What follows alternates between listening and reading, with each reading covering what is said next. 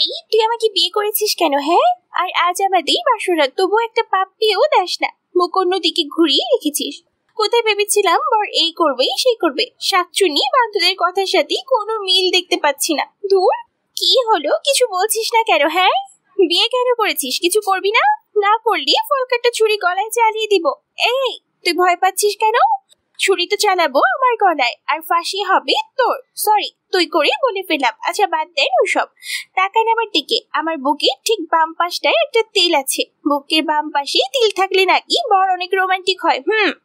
পিচ্চি বউয়ের মুখে এসব কথা শুনে আমি বিস্ময়ের দৃষ্টিতে তাকিয়ে বলতে লাগলাম, মানে কি বলছেন এসব? এসব কি বলতে হয়? চুপচাপ ঘুমান, নইলে নিচে শুতে হবে। বয়স 15 হবে কিনা সন্দেহ আছে। কথা বলে কি এক একটা। হায় আল্লাহ, কি বলেন আপনি? না আমার স্বামী, ভাবি বলেছে স্বামীর কাছে সব বলতে হয়। আচ্ছা আরো কোথায় কি আছে বলবো কি? জানেন, আমার না নাভির কাছে। আল্লাহ, আমাকে বাঁচাও। মেয়েটা তো দেখছি আমায় পাগল বানিয়ে ছাড়বে। এই পিচ্চি, চুপ করবে তুমি?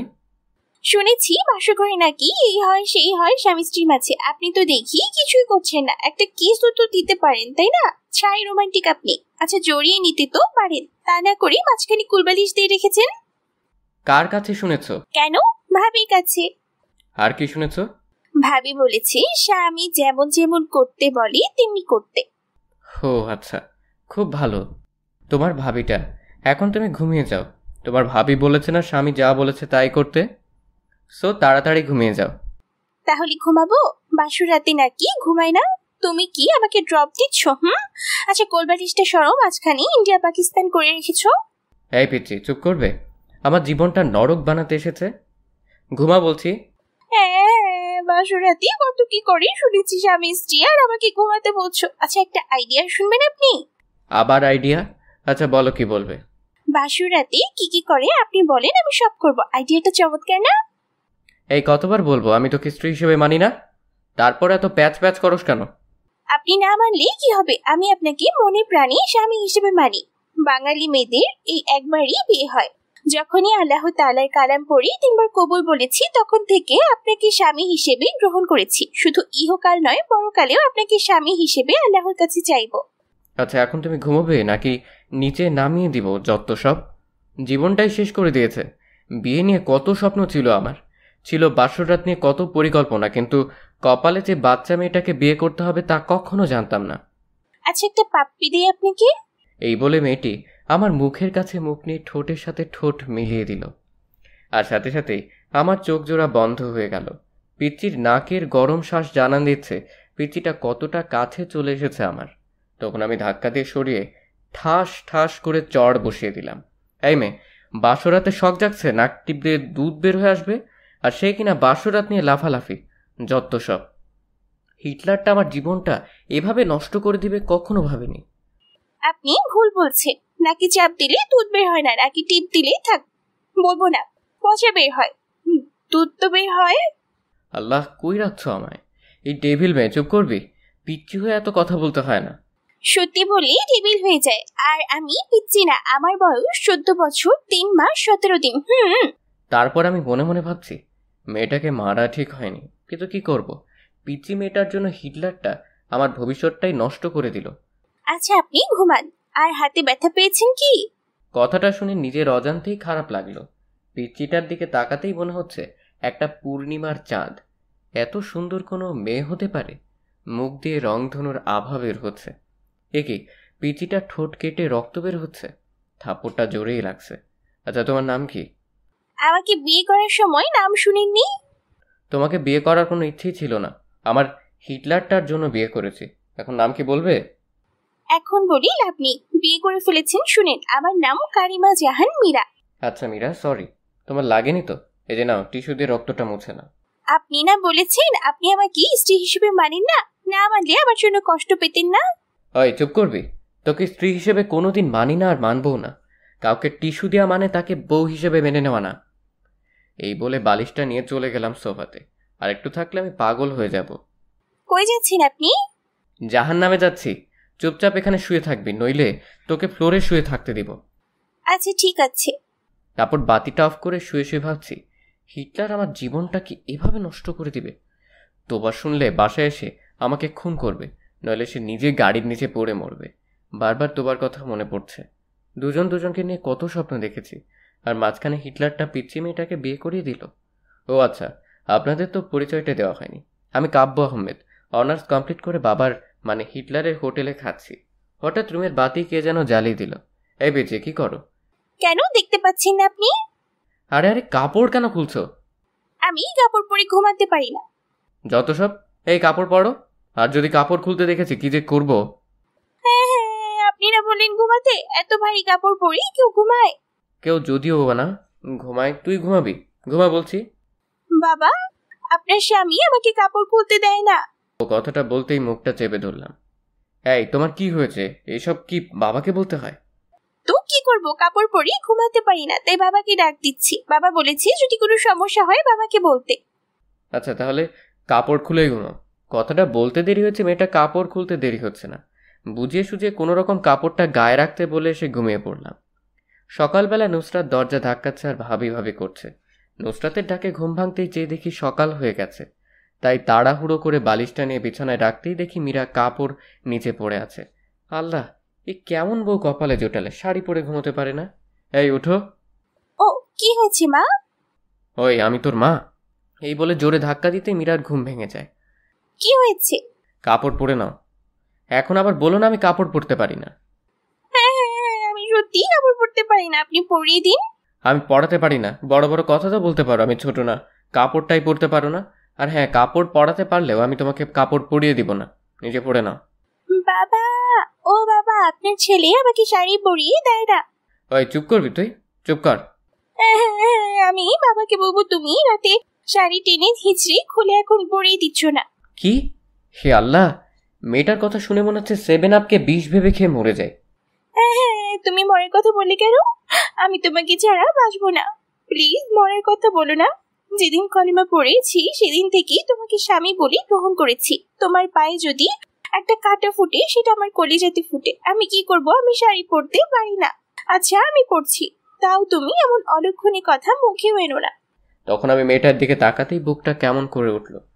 পিচ্চিটার চোখে পানি চিকচিক করছে, তবুও নিজেকে সামলে নিয়ে বললাম, আচ্ছা মনে থাকে জানো, নিজে শাড়ি পরা শিখো। আচ্ছা আমি পরতেছি। বলে পিচ্চি মেয়েটা শাড়ি পরছে, কিন্তু এ কি, শাড়ি পরছে নাকি শরীরে কাপড় পেঁচাচ্ছে, এটা দেখে আমি নিজের অজান্তেই হেসে ফেললাম। তখন মীরা বলে উঠল, আমি পরতে পারি না, এভাবে হাসির কি হলো? কথাটা বলার সাথে সাথেই মীরার শাড়িটা খুলে গেল।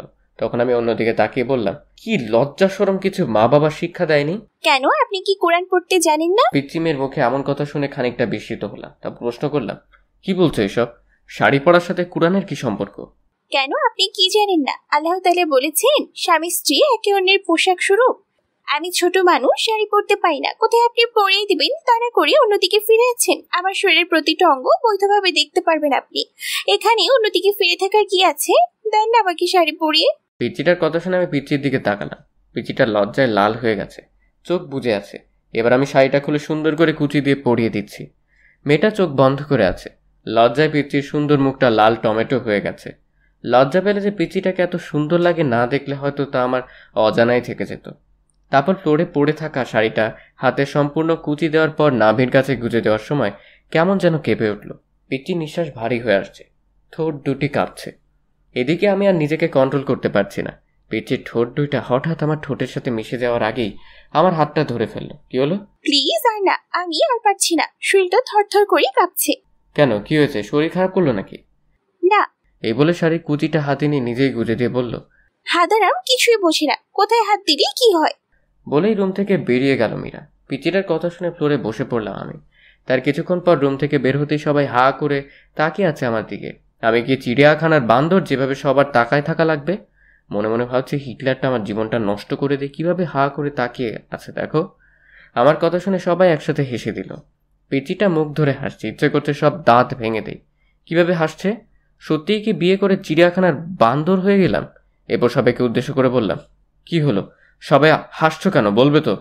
ভাইয়া তুমি ঠিকমতো লিপস্টিক দিতে পারো না? ভাবি তুমি ভাইয়াকে সুন্দর করে সাজিয়ে দিও। এদিকে সবকিছু যেন আমার মাথার উপর দিয়ে যাচ্ছে, আমি কিছুই বুঝে উঠতে পারছি না। সবাই হাসতেছে। আরে তোমরা সবাই কেন হাসছো তা তো একবার বলবে। বুঝতেছি না। ওই জান্নাত, ফাজলামি না করে বলো কি হয়েছে। আমি কি বিয়ে করে জোকার হয়ে গেলাম? আর তোরা যেভাবে হাসছিস মনে হচ্ছে আমি চিড়িয়াখানা থেকে বের হয়ে আসলাম। ভাইয়া তোমার মুখে লিপস্টিক লেগে আছে, যাও ফ্রেশ হয়ে আসো। মানে রাতে পিচ্চিটা এমন কাজ করেছে, নিজের উপর নিজেরই রাগ হচ্ছে। পিচ্চিটাকে দেখি মিটি মিটি হাসছে আর মনে মনে ভাবছে এখন কেমন লাগে, রাতে আমাকে ঠকানোর ফল। পিচ্চিকে ঠকালে আল্লাহ বিচার করে। তারপর আমি দৌড়ে চলে গেলাম ওয়াশরুমে, ফ্রেশ হয়ে ব্রেকফাস্ট করে নিলাম। তারপর আবারও রুমে চলে আসলাম। আর এভাবে দিন পার। সন্ধ্যাবেলায় ফোনটা ক্রিং ক্রিং করে বাজছে। আমি ফোন ধরতে ওপাশ থেকে চাপা কান্নার আওয়াজ। ফোনের ওপাশ থেকে কোনো কথা আসছে না, শুধু চাপা কান্নার আওয়াজ ছাড়া। বুকের ভেতরটা হাহাকার করছে, কলিজাটা ক্ষত বিক্ষত হয়ে যাচ্ছে, কারণ ফোনের ওপাশে যে মানুষটি কান্না করছে সে আর কেউ নয়, আমার ভালোবাসার মানুষ সাথী। নিজের অজান্তেই চোখ থেকে টুপটাপ করে পানি পড়ছে। এভাবে প্রায় 5 মিনিট পর ওপাশ থেকে সাথী বলল, কি অপরাধ করেছিলাম? কেন করলে আমার সাথে এমন? আমি তো তোমার পায়ের নিচে এক টুকরো জায়গা চেয়েছিলাম, কিন্তু তুমি আমার কলিজাতে ছুরি চালিয়ে দিয়ে বিয়ে করে নিলে। আমাদের 3 বছরের রিলেশনশিপ কিভাবে ভুলবো? তাই সিদ্ধান্ত নিয়েছি সুসাইড করব। যে জীবনে আমার ভালোবাসার মানুষকে পাবো না, সে জীবন রেখে কি করব? সাথীর মুখে সুইসাইডের কথা শুনে হঠাৎ আমি থমকে গেলাম। আমার মনে হচ্ছে কেউ যেন আমার বুক থেকে কলিজাটা বের করে নিচ্ছে। কি বলবো কিছু ভাবতে পারছি না। তখন সাথীকে বললাম, কিভাবে? আমার আর মীরার বিয়ে হয়েছে, আর কেন আমি বিয়েটা করলাম? সাথীকে বললাম, ওই মেয়েকে কাবিনের 6 লক্ষ টাকা দিয়ে আগামী 6 মাসের মাঝে ডিভোর্স দিয়ে দেব বলে সাথীকে একটা পাপ্পি দিয়ে ফোনটা রেখে দিলাম। কিন্তু ফোন রেখে পিছন দিকে তাকাতেই দেখি পিচ্চিটা আমার পিছনে দাঁড়ানো, চোখ থেকে অশ্রু গাল গড়িয়ে পড়ছে। আমি ফিরে তাকাতেই দৌড়ে রুমে গিয়ে দরজা লক করে দিল। যাবার আগে বলে গেল সে জীবন রাখবে না। আমি যাওয়ার আগেই দরজা লক করে দিল পিচ্চিটা। খুব ভয় হচ্ছে এখন। তারপর আমি আস্তে আস্তে দরজার কাছে গিয়ে বললাম, প্লিজ আমার পিচ্চি বউ, দরজা খোলো। আর অমন কথা বলবো না, খুব কষ্ট হচ্ছে, প্লিজ দরজাটা খোলো। কিন্তু পিচ্চিটা দরজা খুলছে না। তখন একবার মনে মনে ভাবলাম মা বাবাকে ডাক দেই, পিচ্চিটা যদি কিছু করে ফেলে। তারপর আমি যখনই মাকে ডাক দিব তখনই পিচ্চিটা দরজা খুলে বলল, কি বললে? আমি তোমার পিচ্ছি বউ? তুমি কি করে ভাবলে আমি সুইসাইড করবো? আর ওই শাকচুনিটা তোমার সাথে ঘর করবে? আমি তোমায় ছাড়ছি না। তবে আমি সব শ্বশুরকে বলে দিব। বলবো তুমি এক শাকচুনিকে বলেছো যে তুমি তাকে বিয়ে করবে, আমাকে ডিভোর্স দিবে। আরে না না, তেমন কিছুই না, আমি তো মজা করছি। আমার বউটা কত কিউট। মিথ্যে গুছিয়ে বলতে হয়, আমাকে টপ দিচ্ছ। আমি বাবাকে ঠিকই বলে দিব। প্লিজ মীরা, বলো না। বলবো না, তবে একটা শর্ত আছে। কিসের শর্ত? আমাকে 5 মিনিট কিস করতে হবে। What kiss? না, লিপ কিস। সম্ভব না, প্লিজ পাগলামাই করো না। কি করবো? আমি না তোমার বউ? বাসুরাতে কিছু করেছো? না বিড়াল মারছো, নাকি অন্য কিছু? একটা বিড়াল ধরে মারলে কি এমন ক্ষতি হতো? ভাবি তো বলে দিল ঠিক মতো বিড়াল মারতে। এখন আবার লিপ কিছু করতে চাচ্ছ না। আমি ছোট বলে ঠকাচ্ছ? আমি বাবাকে সব বলে দিব। বলবো যে তুমি। আচ্ছা এক্ষুনি বলছি। বাবা, ও বাবা। কথাটা বলার আগে শত অনিচ্ছা থাকা সত্ত্বেও নিজেকে বাঁচাতে পিচ্চিটার ঠোঁটের সাথে ঠোঁট মিলিয়ে দিলাম। দেখলাম পিচ্চির চোখ জোড়া বন্ধ হয়ে আছে। পিচ্চিটা শক্ত করে জড়িয়ে ধরে আছে আমায়। আমি ছাড়াতে চেয়েও ছাড়াতে পারছি না। তখন হঠাৎ দরজার বাহির থেকে জান্নাত ডাকছে। জান্নাত দরজা ধাক্কা মেরে খোলার সাথে সাথেই আমি মীরাকে নিজের কাছ থেকে ছাড়িয়ে নিলাম। তারপর জান্নাত এসে বলল যে বাবা আমাকে আজ অফিস যেতে বলেছে। তারপর জান্নাতকে আমি বললাম, বাবাকে বলো আমি অফিস যাচ্ছি।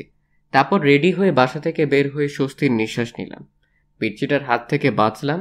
তখন গাড়িতে থাকা অবস্থায় একটা মেসেজ আসলো। মেসেজে লেখা, ইমুতে আসো। ইমুতে গিয়ে দেখি সাথী হাত কেটে পিক দিয়েছে। সাথে সাথেই ফোন দিলাম। কতক্ষণ রিং হওয়ার পর ফোন ধরলো সাথী। এই পাগলি, এমনটা কেউ করে? আমি কাকে নিয়ে বাঁচবো? আমি যে তোমাকে ছাড়া বাঁচবো না। কি করব? তোমার বউ হয়ে তোমার বাড়িতে তো আমার যাওয়ার কথা ছিল।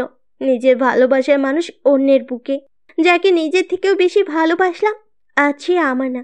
কেন যে আল্লাহ তাআলা আমাকে এসব দেখার জন্য বাঁচিয়ে রেখেছে? আমি সত্যি বাঁচতে চাই না কাব্য। যে জীবনে তোমাকে পাবো না, সে জীবন রেখে কি লাভ বলো? প্লিজ সাথী, থামবে তুমি? আমার যা সহ্য হচ্ছে না। তুমি আজ বিকেলে প্লিজ আমার সাথে পার্কে দেখা করো।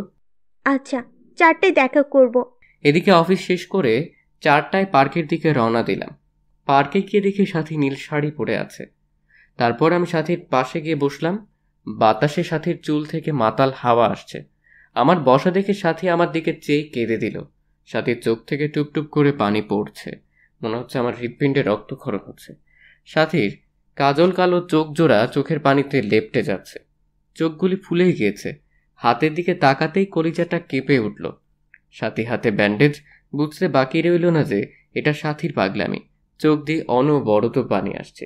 কিভাবে ভুলবো 3 বছরের ভালোবাসা? এই, তুমি কাঁদছো কেন? তুমি না আমার প্রাণ। আর কত কষ্ট দিবে জানো?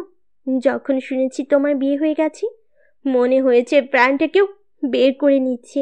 কত স্বপ্ন দেখেছিলাম তোমাকে নিয়ে, আজ সব শেষ। আমার একটু বুকে নিবে? কাঁদতে কাঁদতে কথাটা বলল সাথী। সাথীর বলতে দেরি হয়েছে, পাগলামিটাকে শক্ত করে জড়িয়ে নিতে দেরি হয়নি। বুকটা কেমন যেন ভেজা ভেজা লাগছে। পাগলিটার চোখের পানিতে গায়ের শার্টটা ভিজে যাচ্ছে। পাগলিটা এমনভাবে জড়িয়ে ধরে আছে, মনে হচ্ছে ছোট্ট বাচ্চা ভয় পেলে যেভাবে আঁকড়ে ধরে থাকে সেভাবে জড়িয়ে আছে আমায়। এভাবে কিছুক্ষণ জড়িয়ে ধরে থাকার পর বললাম, কি হলো, আর কতক্ষণ জড়িয়ে ধরে থাকবে আমায়? সবাই ফ্যাল করে তাকিয়ে আছে আমাদের দিকে। কি করব? তোমার বুকটাইতে যে আমার ঠাই। জানো কাব্য, প্রতি রাতে স্বপ্ন দেখতাম তোমায় নিয়ে, কতটা ভালোবাসতাম তোমায়। কিন্তু আজ তুমি অনেক কাছে থেকেও অনেক দূরে। কাব্য, আমার কপালে একটা চুমু দিবে? খুব কাছে পেতে ইচ্ছে করছে তোমায়, তাও না প্লিজ। তারপর আমি পাগলিটাকে আবারও বুকে টেনে নিয়ে কপালে আলতো করে ভালোবাসার স্পর্শ এঁকে দিলাম। আচ্ছা কাব্য, তুমি না বলেছো ওই মেয়েকে ডিভোর্স দিবে? হ্যাঁ। তাহলে আমার মাথা ছুঁয়ে কসম করো ওকে ডিভোর্স দিবে। যদি ডিভোর্স না দাও তাহলে আমার মরা মুখ দেখবে। হঠাৎ সাথীর কথাটা যেন আমার কলিজাতে গিয়ে বিঁধল। নিজের অজান্তেই সাথীর মাথায় হাত রেখে ওয়াদা করলাম মীরাকে ডিভোর্স দিব। কথাটা বলার সময় পিচ্চির মুখটা বারবার চোখের সামনে ভেসে উঠছিল। এদিকে সাথীকে ওর বাসায় পৌঁছে দিয়ে ফোনটা বের করে দেখি 73টা মিসড কল। ফোন সাইলেন্ট ছিল, তাই বুঝতে পারিনি। তারপর সন্ধ্যায় বাসায় এসে দেখি মীরা কোথাও নেই। তখন মা বলল ফ্রেশ হয়ে আসতে। তারপর আমি ফ্রেশ হওয়ার জন্য যখনই বাথরুমের দরজা ধাক্কা দিয়েছি তখনই এক চিৎকার। ও মা গো, ভূত! মীরার চিৎকারে আমি মীরার দিকে তাকাতেই দেখি মীরা পিচ্চিটা শাওয়ার নিচ্ছে, শরীরে কাপড় নেই। এক দৌড়ে বাথরুম থেকে বের হয়ে সোজা রুমে গিয়ে বসে আছে। কিছুক্ষণ পর দেখি পিচ্চিটা ভেজা চুলে আয়নার সামনে গিয়ে বসলো। শাড়িটা কোনো রকম শরীরে পেঁচিয়েছে। আমার শরীরটা রাগে ফাটতেছে। বাথরুমের ঘটনার কথা মনে করে তাইকে জিজ্ঞেস করলাম, হয় পিচ্চি মেয়ে, বাথরুমে শাওয়ার নিলে দরজা লক করে নিতে হয় না? নিতে হয়তো। আমি তো জান্নাতকে বলেই দিয়েছি আমি দরজা বন্ধ করি, শাওয়ার নিতে পারি না, ভয় হয় আমার। আর ওকে পাহারা দিতে বলেছি যেন কেউ না আসে।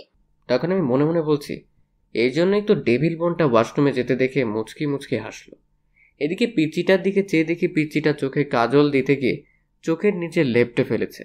যতটা না রাগ হচ্ছে তার চেয়ে বেশি হাসি পাচ্ছে। এই গোমরা মুখ হাসো কেন? আমি কি করব? কোনোদিনও সাজিনি। কিন্তু তুমি আমাকে আদর করো না, ভালোবাসো না, তাই আমার লক্ষ্মী ননদিটা আজকে আমাকে এভাবেই সাজতে বলেছে। কিন্তু আমি তো কাজল দিতে পারি না। দিয়ে দাও না, সেদিনের মতো শাড়ি পরিয়ে দাও না প্লিজ। পেচিটার কথা শুনে আমার খুব রাগ হচ্ছে। বাবা যে কি দেখে পিচ্চিটাকে আমার ঘাড়ে চাপিয়েছে। এই পিচ্চি আর একবার শাড়ি এবং কাজল দিয়ে দেওয়ার কথা বললে ঘর থেকে বের করে দিব। পিচ্চিটা কথাটা শুনে সাথে সাথে কান্না করে দিল আর হেঁচকি দিতে দিতে বলল, আমাকে তাড়িয়ে দিও না। তুমি তাড়িয়ে দিলে আমি কোথায় যাব? আমার যে কেউ নেই তুমি ছাড়া। তখন আমি কোনো জবাব না দিয়ে রুম থেকে বের হয়ে গেলাম। মা খাবার বেড়ে দিলে যখনই খাবার মুখে দিব তখনই বলল, কাব্য বাবা, মীরা মাটা খায়নি। মীরা বলেছিল তুই আসলেই খাবে। জানিস বাবা, ছোট মেয়ে তো, সারাদিন এত করে বললাম পরেও কিছু খায়নি। মেয়েটার মুখের দিকে তাকানো যায় না। ওকে নিয়ে একসাথে খা। মার কথা শুনে নিজের অজান্তেই মনটা খারাপ হয়ে গেল পিচ্চিমের পাগলামি দেখে। আচ্ছা মা, তুমি বসো, আমি মীরাকে নিয়ে আসছি। এই বলে রুমে গিয়ে দেখি পিচ্চিটা ড্রেসিং টেবিলের সামনে বসে এখনো কাঁদছে। এই মীরা, তুমি খাওনি কেন? স্বামী ছাড়া কোন স্ত্রী খায়? আচ্ছা চলো একসাথে খাবো। আর হ্যাঁ, আজকের পর খাওয়ার সময় হলে খেয়ে নিবে, আমার জন্য অপেক্ষা করতে হবে না।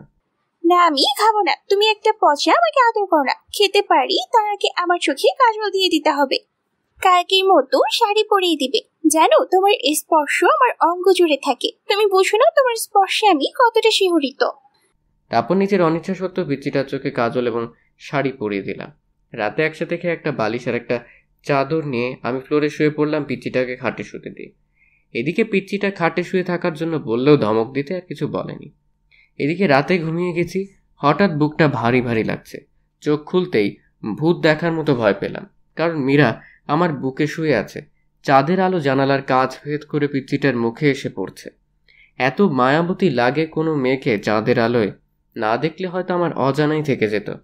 তখন হঠাৎ সাথীর কথা মনে হতেই পিচ্চিটাকে বুক থেকে সরিয়ে দেওয়ার জন্য ধাক্কা দিতে আরো শক্ত করে জড়িয়ে ধরল। এই কি করছো, ওঠো বলছি। কিন্তু মীরা ঘুমের মাঝেও চোখ খুলতে খুলতে বলল, আমার স্বামীকে জড়িয়ে ধরে আছি, এতে খারাপের কি? আমার অধিকার আমি আদায় করে নিব। তখন আমি মীরাকে বুক থেকে ছাড়িয়ে কষে একটা থাপ্পড় দিয়ে বলতে লাগলাম, তোকে বলেছি না আমাকে স্বামী না ভাবতে, কেন জড়িয়ে ধরে থাকিস? আমি বলছি না তোকে ডিভোর্স দিয়ে দিব। কথাটা বলতেই খাটে চলে গেল মীরা। আমি আবার গভীর ঘুমে হারিয়ে গেলাম।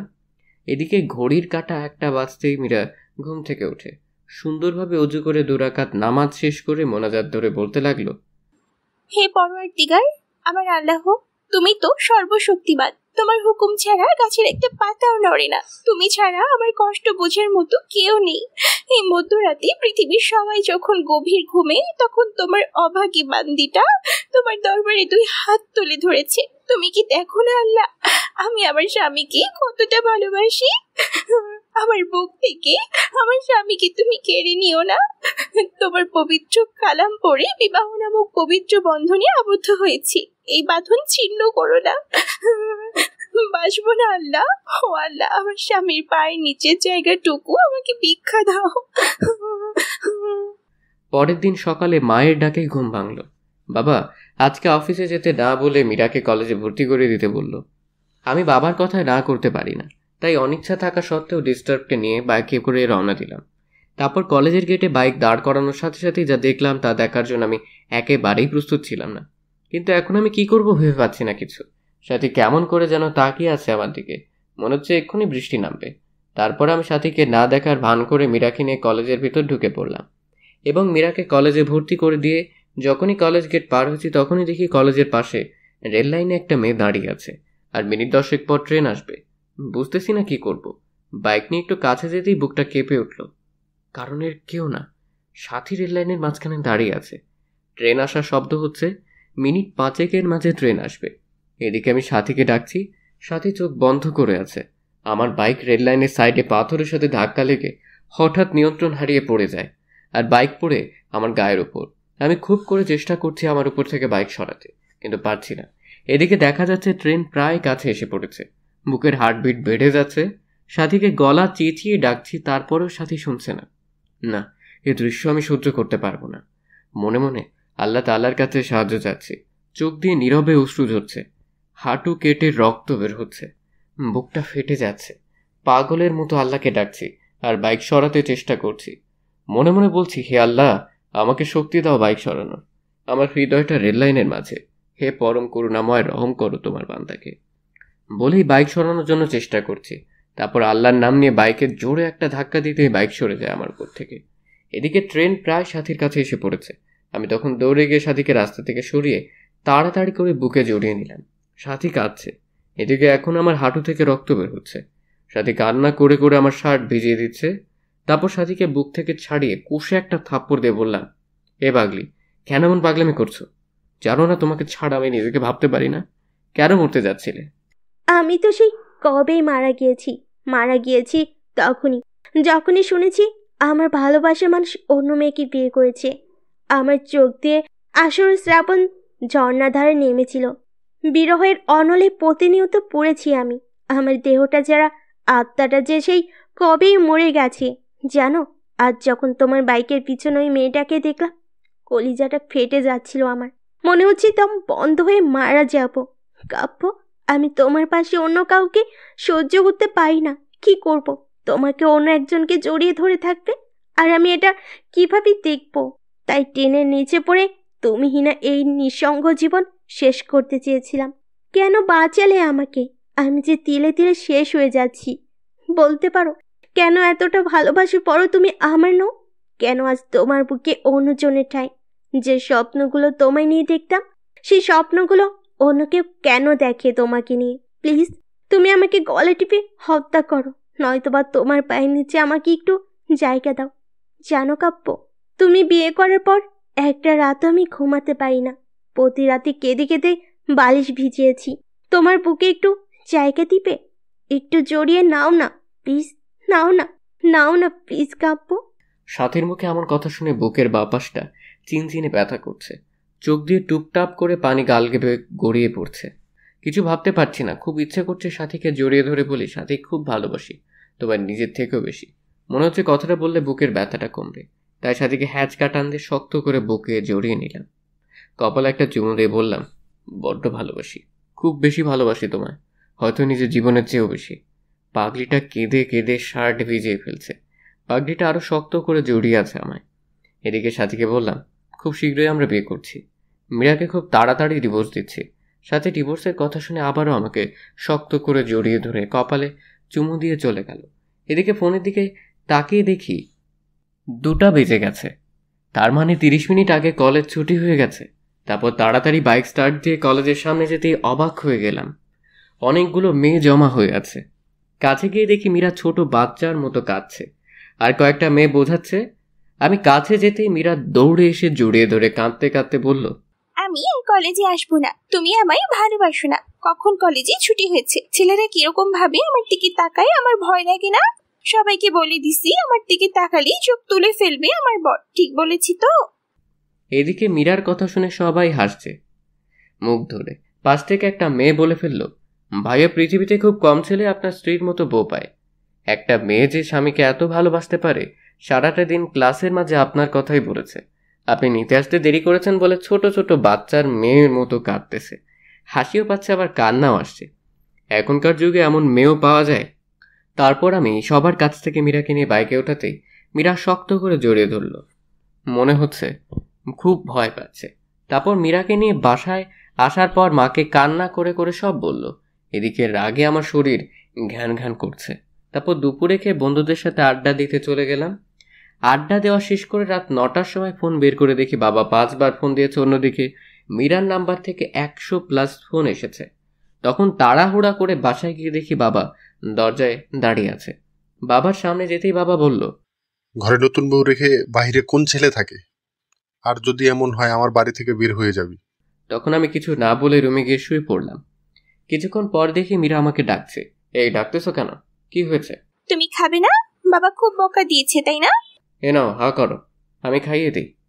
মীরা কথাটা বলে মুখের কাছে খাবার তুলে দিতেই একটা থাপ্পড় বসিয়ে দিলাম। সাথে সাথে খাবার প্লেটটা ফ্লোরে ফেলে দিলাম। তারপর বললাম, এই তুই কি চাস? হ্যাঁ, আমার জীবনটা তো নরক বানিয়ে দিয়েছিস, আমার বুক থেকে আমার ভালোবাসার মানুষটাকে সরিয়েছিস। এখন আমার বাবার কাছ থেকে আমাকে দূরে সরিয়ে আমার সমস্ত সম্পদ তোর করার প্ল্যান করছিস। আমি তোকে এ মাসেই ডিভোর্স দিব। একদমই কথাটা বলে দিলাম। তাকিয়ে দেখলাম মীরার ঠোঁট কেটে রক্ত বের হচ্ছে। জানো, তোমার সাথে খাবো বলে আমি এখনো খাইনি, ক্ষমা করে দিও প্লিজ। এতিম তো, এতিমখানায় বড় হয়েছি আমি, তাই মা বাবার আদর পাইনি। তোমার মা বাবাকে নিজের মা বাবা করে নিয়েছিলাম, শুধু ভালোবাসা চেয়েছিলাম আর কিছুই না। এতিম হয়ে জন্ম নিলেও সম্পদের প্রতি কোনো মোহ নেই আমার। আমি মীরার দিকে চেয়ে দেখি মীরা কাঁদছে, চোখগুলি লাল হয়ে গেছে। ন্যাকা কান্না দেখে শরীরটা রাগে ফেটে যাচ্ছে। দু নয়নে দেখতে মন চাচ্ছে না মীরাকে। এই এতিম মেয়েটার জন্যই আজ সাথী মরতে বসেছিল। হ্যাঁ, তুই এখানে কাঁদবি না প্লিজ, তোর অলক্ষণের চেহারা নিয়ে আমার চোখের সামনে থেকে দূর হয়ে যা প্লিজ। কথাটা বলে শুয়ে পড়লাম। এদিকে মীরা সুন্দর করে ওযু করে শ্বশুরের দেওয়া কুরআনটা পড়ে নামাজে দাঁড়িয়ে গেল। নামাজ শেষ করলো কেঁদে কেঁদে। নামাজ শেষ করে আজকেও মোনাজাত ধরে আল্লাহর কাছে অনেকক্ষণ কাঁদলো। তারপর মোনাজাত শেষ করে রুমে গিয়ে শুয়ে পড়ল। ফজরের নামাজের আজান শুনে ঘুম ভাঙতেই আমি অবাক হলাম। মীরা মেয়েটাকে রাতে এত বকা দেওয়ার পরেও আমাকে জড়িয়ে ধরে শুয়ে আছে। মন চাচ্ছে ধাক্কা দিয়ে ফেলে দেই। হ্যাঁ, কি হচ্ছে, ওঠো। আর একটু ঘুমাই। এই বলে আরো শক্ত করে জড়িয়ে ধরল। এখন আমার ধৈর্যের বাঁধ ভেঙে যাচ্ছে। জোরে একটা ধাক্কা দিয়ে বিছানা থেকে ফেলে দিলাম। আহ করে চিল্লানি দিয়ে উঠল মীরা। তারপর আমি বিছানা থেকে উঠে ফ্রেশ হয়ে এসে দেখি মীরা খুঁড়িয়ে খুঁড়িয়ে হাঁটছে। মীরা মা, তোমার কি হয়েছে? খুঁড়িয়ে খুঁড়িয়ে হাঁটছো কেন? আম্মু, রাতে ঘুম থেকে উঠে পাঁজরে ব্যথা পাচ্ছি। কথাটা বলে করুণভাবে আমার দিকে তাকালো মীরা। এখন নিজেকে অপরাধী মনে হচ্ছে আমার। তারপরে আমি কিছু বললাম না। পরের দিন বাবা আমাকে আর মীরাকে হানিমুনে পাঠানোর ব্যবস্থা করে দিল। আর আমি সাথীকে বলে সব রেডি করে রেখেছি। আমাদের সাথে সাথীও কক্সবাজার যাবে। সবাই জানবে আমি হানিমুন করতে যাচ্ছি মীরার সাথে। কিন্তু না, আমি হানিমুন করব সাথীর সাথে। সাথীকে এসব বলে ফোন রাখতেই পেছন দিকে তাকাতেই দেখি মীরা সিলিং ফ্যানের সাথে ঝুলছে এমন একটি ওড়না গলায় পড়ছে। এটা দেখার সাথে সাথেই বুকের ভেতর কেমন জানি একটা চিনচিনে ব্যথা করতে লাগলো। আমি দৌড়ে গিয়ে মীরাকে একটা থাপ্পড় দিয়ে দিলাম। মীরা, কি করছে সব? দেখছেন না কি করছি? আমি ছোট বলে এতিম বলে কারো ভালোবাসা পাবো না। বিয়ের পর সকল নারী তার স্বামীর অধিকার চায়, আর আপনি বিয়ের পর অধিকার তো দূরের কথা, একটি রাত আপনার বুকে ঘুমোতে পর্যন্ত দেননি। কতটা স্বপ্ন দেখেছিলাম তোমায় নিয়ে, কিন্তু তুমি আমায় রেখে অন্য মেয়ের সাথে অবৈধ সম্পর্ক করতে যাচ্ছ। মীরা কাঁদতে কাঁদতে বলল কথাগুলো। প্লিজ মীরা, বোঝার চেষ্টা করো, এখন এসব বলার সময় নয়। চলো, দেরি হয়ে যাচ্ছে, গাড়ি মিস করবো আবার। তারপর মীরা আর কিছু বলল না। এদিকে মীরার এসব কাণ্ড কারখানা সব সাথীকে বললাম। সাথী বলল কোনো চিন্তা না করতে। অবশ্য আমাদের সাথে একই গাড়িতে সাথীও গেল কক্সবাজার আসার পর রাতের বেলা রুমে শুয়ে আছি, তখন হঠাৎ সাথীর ফোন ধরতেই সাথী বলল পাশের রুমে এসো। এদিকে আমি পাশের রুমে যেতেই সাথী 7-Up সাথে কি যেন মিশিয়ে দিয়ে খেতে বলল। আমি কিছু মনে না করেই খেলাম, আর এগুলো খাওয়ার সাথে সাথে আমার কেমন যেন একটা নেশা নেশা লাগছে। আমার সাথীকে খুব কাছে পেতে ইচ্ছে করছে। তখন আমি নিজের অজান্তেই সাথীকে জড়িয়ে ধরে ফেললাম। সাথীও রেসপন্স করলো। আমি আস্তে আস্তে সাথীর লিপের সাথে আমার লিপ জোড়া মিলানোর আগেই সাথীর ফোনটা ক্রিং ক্রিং করে বাজতে লাগলো। ফোনটা ধরে সাথী উঠে ওয়াশরুমে চলে গেল। এদিকে কিছুক্ষণ পর ওয়াশরুম থেকে এসে বলল, বাবু আমি অসুস্থ, কাল যা মন চায় তাই করো। এই বলে সাথী আমাকে আমাদের রুমে দিয়ে গেল, আর মীরাকে বলল সে আমাদের কলেজ ফ্রেন্ড। অবশ্য মীরা এর আগে কখনো সাথীকে দেখেনি। এদিকে আমি রুমে গিয়ে বিছানায় শুয়ে পড়লাম। এখন আমার শরীর আর চোখ দিয়ে উত্তাপ বের হচ্ছে। আমার নেশা এখনো লেগে আছে। মিরাজ খুব সুন্দর করে সেজেছে, চেহারায় হালকা মেকআপ, ঠোঁটে লাল লিপস্টিক, পরনে একটা কালো শাড়ি। মনে মনে ভাবলাম সকল কবি সাহিত্যিকদের গল্পের নায়িকারা সুন্দরী হয়, আর তারা সবসময় লাল না হলে নীল শাড়ি পরিহিত থাকে, যা দেখে নায়ক প্রেমে পড়ে যায়। কিন্তু সাহিত্যিকগণ কি কখনো দেখেছেন একজন সুন্দরী রমণী কালো শাড়ি পরলে তাকে কিরকম দেখায়? আজকে অপরূপটাই লাগছে মীরাকে, চোখে কাজল দেওয়াতে আরো মায়াবী লাগছে। তারপর মীরা এসে খাটে বসতে আমি মীরাকে একটা হ্যাচকা টান দিয়ে বুকে জড়িয়ে নিলাম। এ ঘটনায় আকস্মিক ব্যবহারে মীরা কিছুটা বিব্রত হলো। তারপর বলল, আপনাকে একটা কথা বলবো। বলো, কি বলবে? আপনার কাছে একটা জিনিস চাইবো, দিবেন তো আমাকে? আচ্ছা বলো, দেওয়ার মতো হলে দিব। টাকা লাগবে কি? না, আমার টাকা চাই না, আমার তো তোমাকে চাই। কি বললে?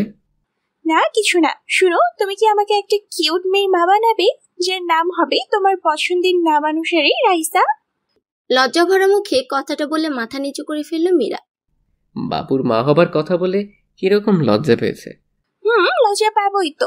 তারপর আমি মীরার কানের কাছে মুখটা নিয়ে বললাম, তাহলে কাছে আসো, তোমাকে রাইসার মা বানাচ্ছি। মীরা তখন ছোট বাচ্চার মতো আমার বুকে মুখ লুকালো। আমি মীরার কপালে আলতো একটা চুমু দিয়ে আরো শক্ত করে জড়িয়ে ধরলাম। পিচিটা তার ঠোঁট জোড়া আমার ঠোঁটের সাথে মিলিয়ে দিল। এরপর স্বামী স্ত্রী নারী পুরুষের সবচেয়ে ঘনিষ্ঠ কিছু মুহূর্ত পার করলাম। তারপর মীরাকে বুকে জড়িয়ে শুয়ে পড়লাম। সকালে ঘুম থেকে উঠে দেখি মীরার কাপড় চোপড়ের কিছু ঠিক নেই। আমার শরীরের বিভিন্ন জায়গায় লিপস্টিকের দাগ। পিচিটা এখনো আমাকে শক্ত করে জড়িয়ে ধরে আছে। তখন আমার রাতের কথা মনে হতেই লাফ দিয়ে উঠলাম। এ কি করলাম আমি তো মীরাকে ডিভোর্স দিব। তবে কেনই বা তার সতীত্ব হরণ করলাম? মাথা কাজ করছে না আমার। মীরাকে আজ খুশি খুশি লাগছে। বিয়ের পর কখনো এতটা খুশি দেখিনি ওকে। আমি সকাল সকাল ফোন দিয়ে সাথীকে সবকিছু বললাম। সাথী আমার কথা শুনে তেলে বেগুনে ফুলে উঠল। সাথীকে বললাম, সবকিছু তোমার জন্যই হয়েছে। তুমি যদি গত রাতে সে মেডিসিন না খাওয়াতে তাহলে এমনটি হতো না। আচ্ছা বাদ দাও, কোনো চিন্তা করো না, কাল তোমাকে একটা পিল দিব, সেটা খাইয়ে দিও, তাহলে আর কোনো চিন্তা করতে হবে না। সাথীর কথা শুনে আমি বেশ অবাক হলাম, কিন্তু আমি সাথীকে ভালোবাসি, কথাও দিয়েছি সাথীকেই বিয়ে করব। তাই আর কোনো কিছু চিন্তা না করে রাজি হয়ে গেলাম। পরের দিন রাতে একটা পিল নিয়ে মীরাকে বললাম, মীরা এটা খেয়ে নাও তো পিলটা। কিসের পিলিটা?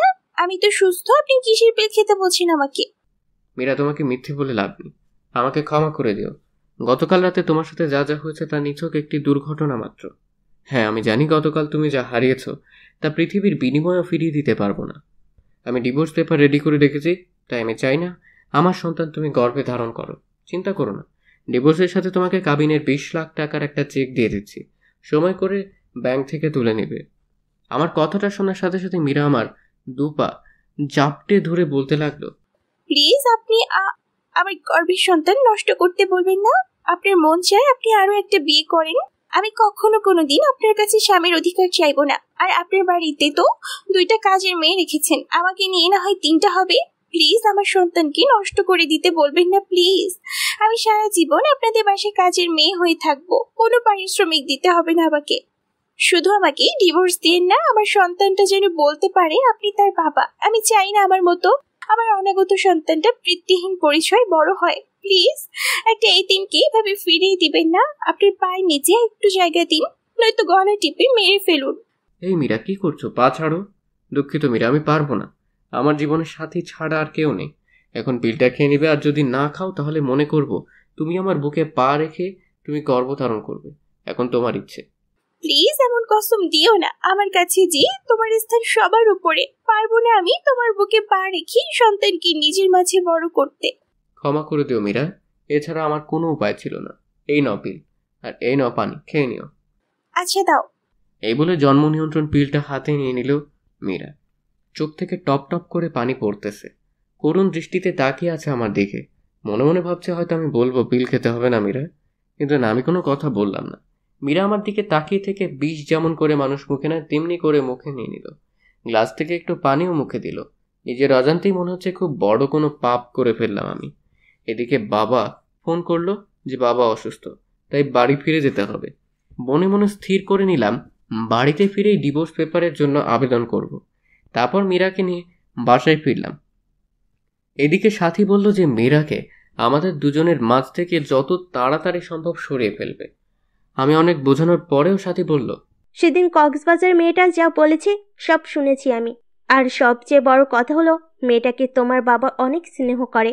আমি তোমাদের বাড়ি রহিমের কাছে খবর পেয়েছি যে তোমার বাবা নাকি তোমার সম্পত্তি মীরার নামে লিখে দিবে। তাই আমাদের ভবিষ্যতের জন্য মীরাকে আমাদের পথ থেকে সরিয়ে দিবে।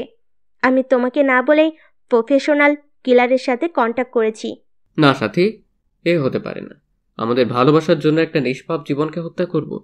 না সাথী, এটা করা ঠিক হবে না। বাবু দেখো, আমিও চাই না, কিন্তু আমার মনে হয় না তোমার বাবা কখনো মীরা বেঁচে থাকতে আমাকে মেনে নিবে। আর তোমাকে না পেলে আমি বাঁচব না, সত্যি মরে যাব। তুমি আমার নিঃশ্বাস, তুমি আমার বিশ্বাস, আমার প্রাণ।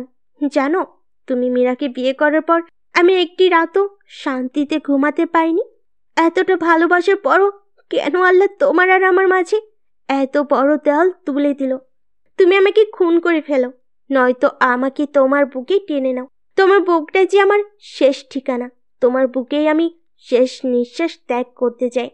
কথাগুলো কান্না করতে করতে সাথী বলল, প্লিজ কান্না করো না। আমি সব সইতে পারি, কিন্তু তোমার কান্না সহ্য করতে পারি না।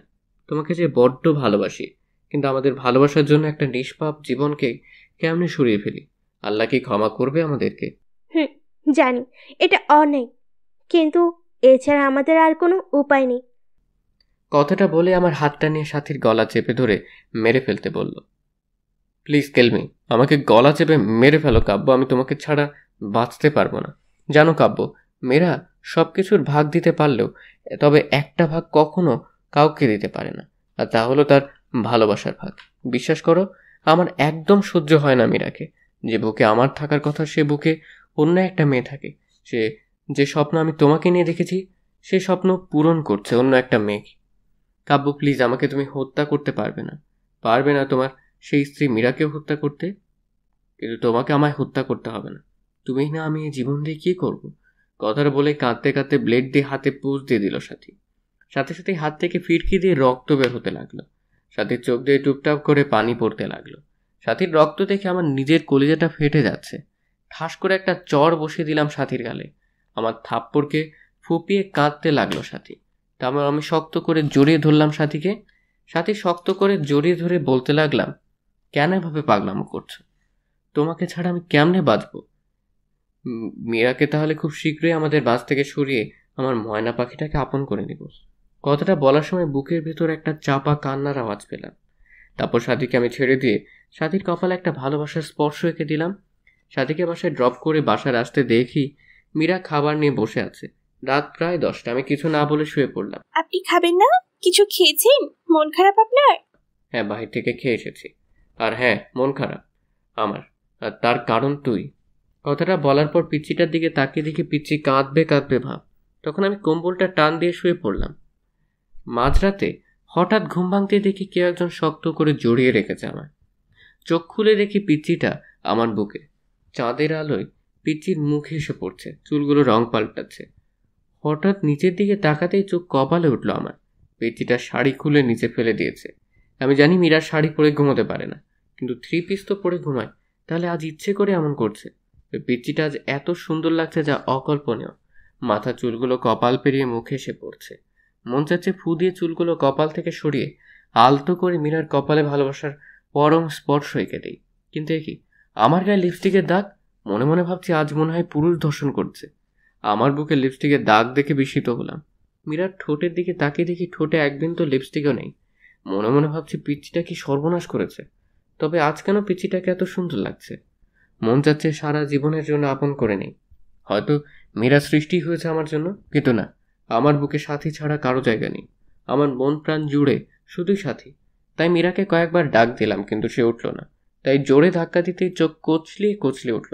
তখন আমি বললাম, কি ব্যাপার? আমার গায়ে লিপস্টিকের দাগ কেন? আর তুমি কেন আমার বিছানায় শুয়েছ? আমার না খুব ভয় করছিল, আর রাতে আমি কিছুই করিনি, সব আপনি করেছেন। আমি তো আপনার সাইডেই ঘুমিয়েছিলাম, আপনি জোর করে বুকে টেনে নিয়েছেন আমাকে। আপনাকে মনে করিয়েছিলাম এমনি অনেক ভালো, কিন্তু ঘুমের ঘরে আপনি যে এত ডেভিল! না না না, ডেভিল না, শুধু টেবিলের বস। আমাকে লিপ কিস করেছেন, ঘাড়ে কিস করেছেন, বুকেও কিস। এই চুপ, অসভ্য মেয়ে। আর কিছুক্ষণ পর বলবে আমার নাভিতে আরো কত জায়গায় করেছে, বলতে হবে না। আপনি ঘুমাননি তাহলে? সব জেগে থেকে ইচ্ছে করে করেছেন।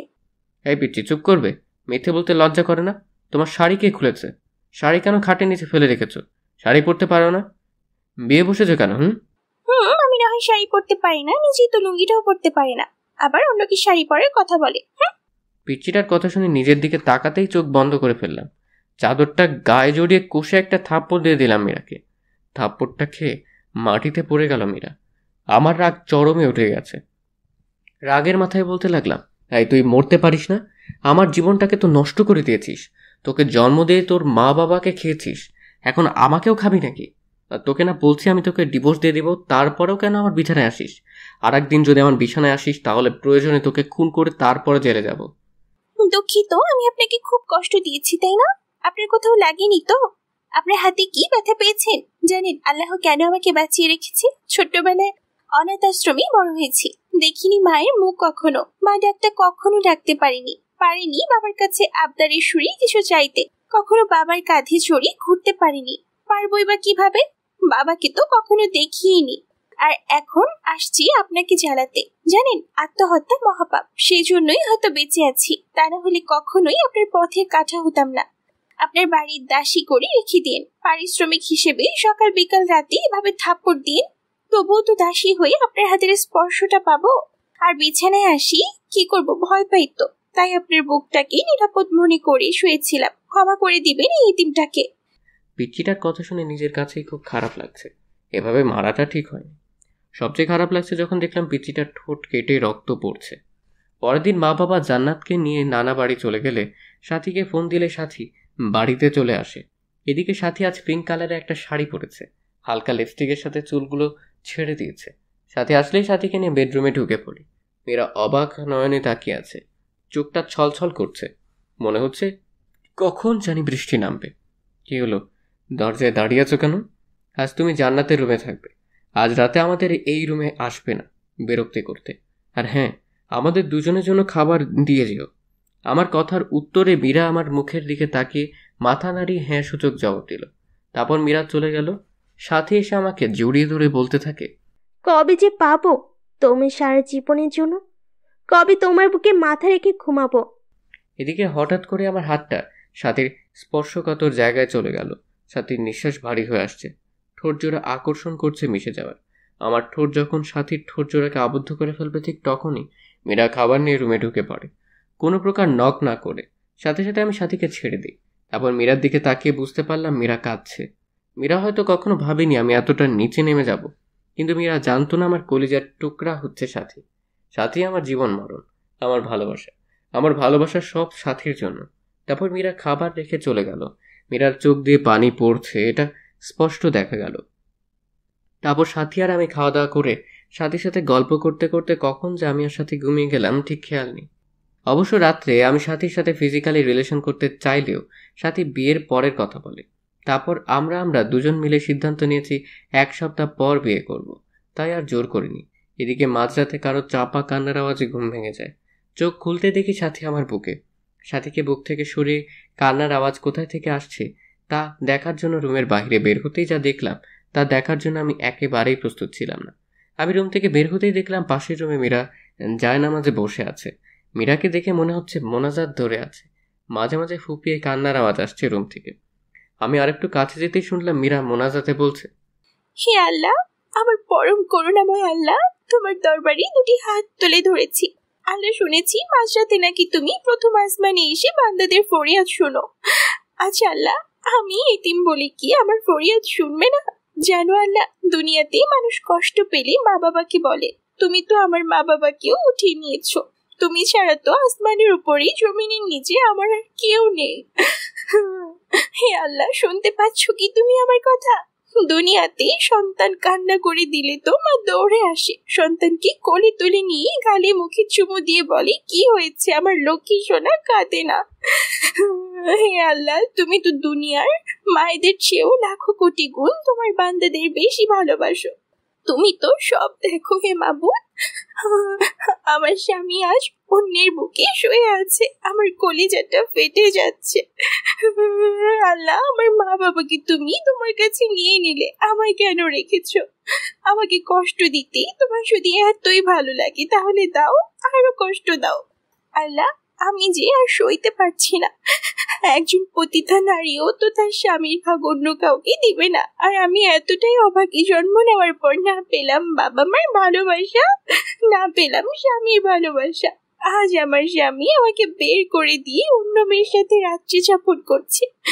হে আল্লাহ, আর কত কাঁদবো? কত কাঁদলে তোমার রহমতের সাগরে টান লাগবে, আর কত অশ্রু বিসর্জন দিলে তোমার আরশ কুরসি কেঁপে উঠবে।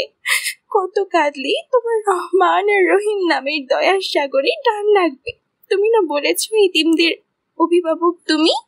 তুমি না বলেছো যে আর কেউ নেই, তার তুমি আছো? আল্লাহ, এতিম মানুষের চোখের পানি তোমার কি দেখতে খুব বেশি ভালো লাগে? আর যে আমি পারছি না। হে রহিম, হে রহমান, আমার আল্লাহ, আমার স্বামীকে আমার করে দাও। আমার স্বামীকে তোমার জান্নাতে নিয়ে একসাথে থাকতে চাই। ও আমার আল্লাহ, তোমার এতিম গুনাহগার বান্দি কাঁদে, তুমি দেখো না গো আল্লাহ। কষ্ট দিবে দাও, আরো দাও। আমার স্বামীকে আলাদা করে দিও না, আমার বেঁচে থাকার অবলম্বন কেড়ে নিও না। হে আল্লাহ, আমার স্বামী আমাকে এত মারে, এত কষ্ট দেয়।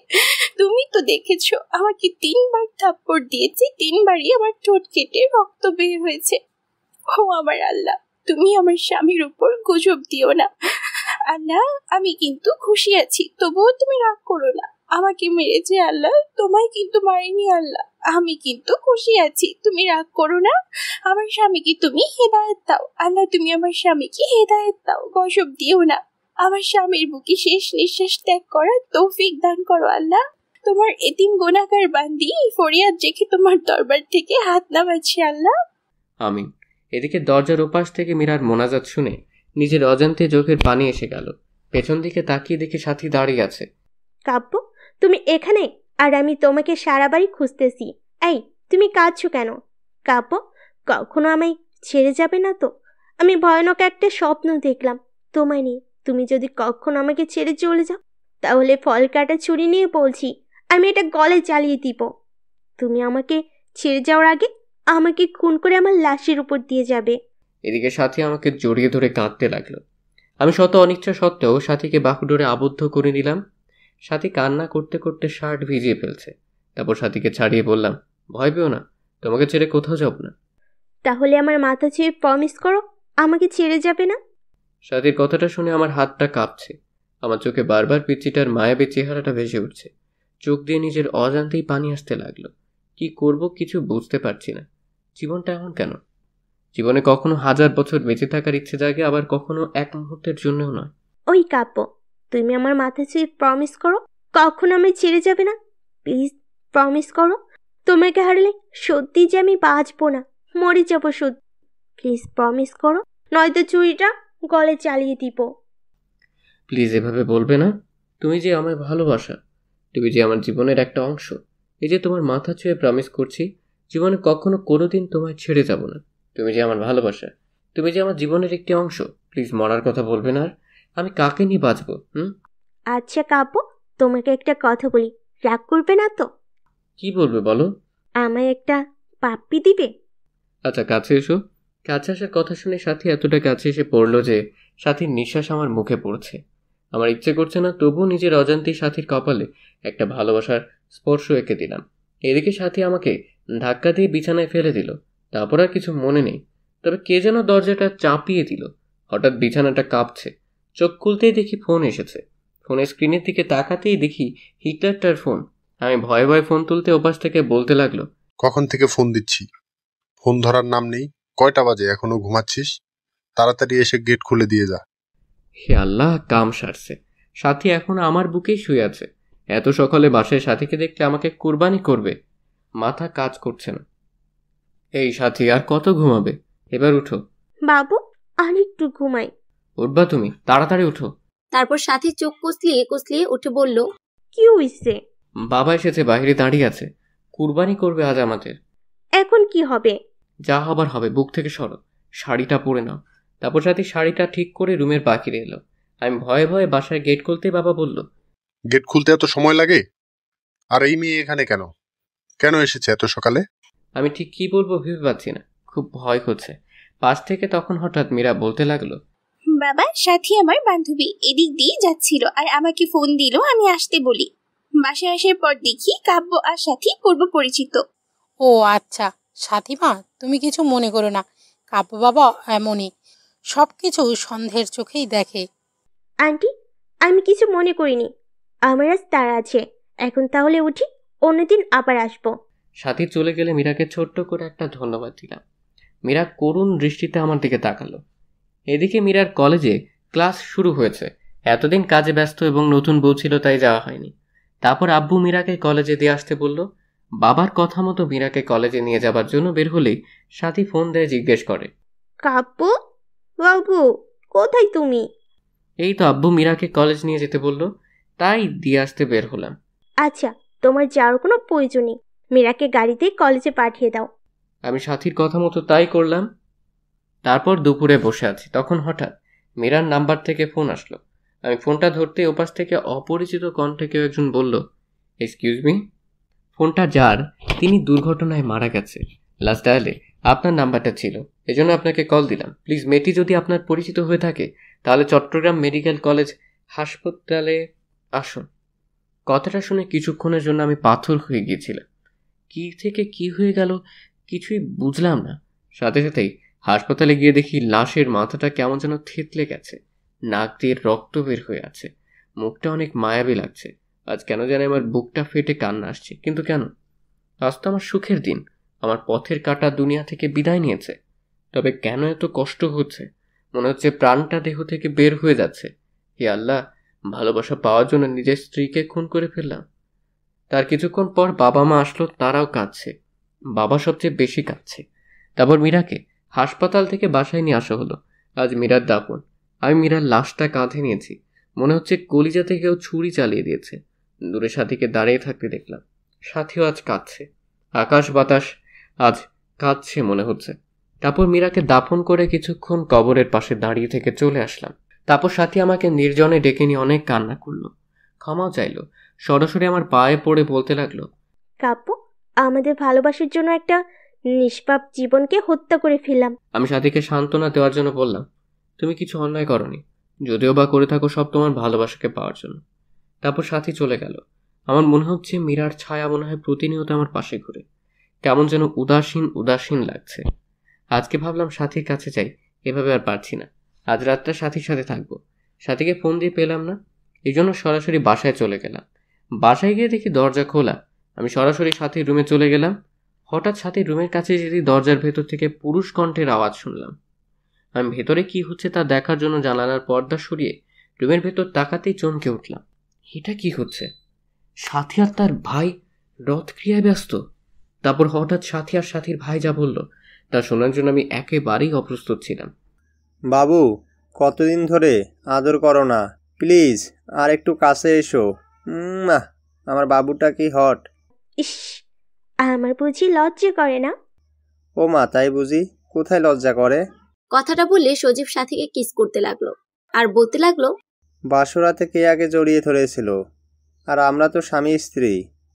আর স্বামী স্ত্রীর মাঝে কিসের লজ্জা? পৃথিবীর সবাই জানে আমরা ভাই বোন, তবে আমরা দুজন ছাড়া। কথাটা বললে সাথীর ঠোঁট জোড়ার সাথে সজীবের ঠোঁট জোড়া আবারও মিলিয়ে দিল। এদিকে এসব দৃশ্য দেখে আমার পায়ের তলার মাটি সরে যাচ্ছে, চোখ দিয়ে অঝরে পানি ঝরছে। যার জন্য আমার নিষ্পাপ বউকে হারালাম, মন চাইছে কাল নাগিনীকে খুন করি। এখন মীরার মুখটা এখন বারবার চোখের সামনে ভেসে উঠছে আমার। ওগো শুনছো? আমাদের প্ল্যান সাকসেসফুল হওয়ার পথে। আমাদের পথের কাটা মীরাকে গাড়ির চাপাতে মেরে ফেলেছি। মেয়েটা কাব্যকে অনেক ভালোবাসতো, কিন্তু আমার অভিনয়ের কাছে সব ভালোবাসা চাপা পড়ে গেছে। আমার বউটা অভিনয়ে অ্যাওয়ার্ড পাবে। তুমি একদম পারফেক্ট অভিনয় করেছো। আর সবচেয়ে রেলগাড়ির নিচে চাপা পড়ে মরার প্ল্যানের সাথে সাথে অভিনয়টা একদম সুপারহিট হয়েছিল। দেখতে হবে না বউটা কার।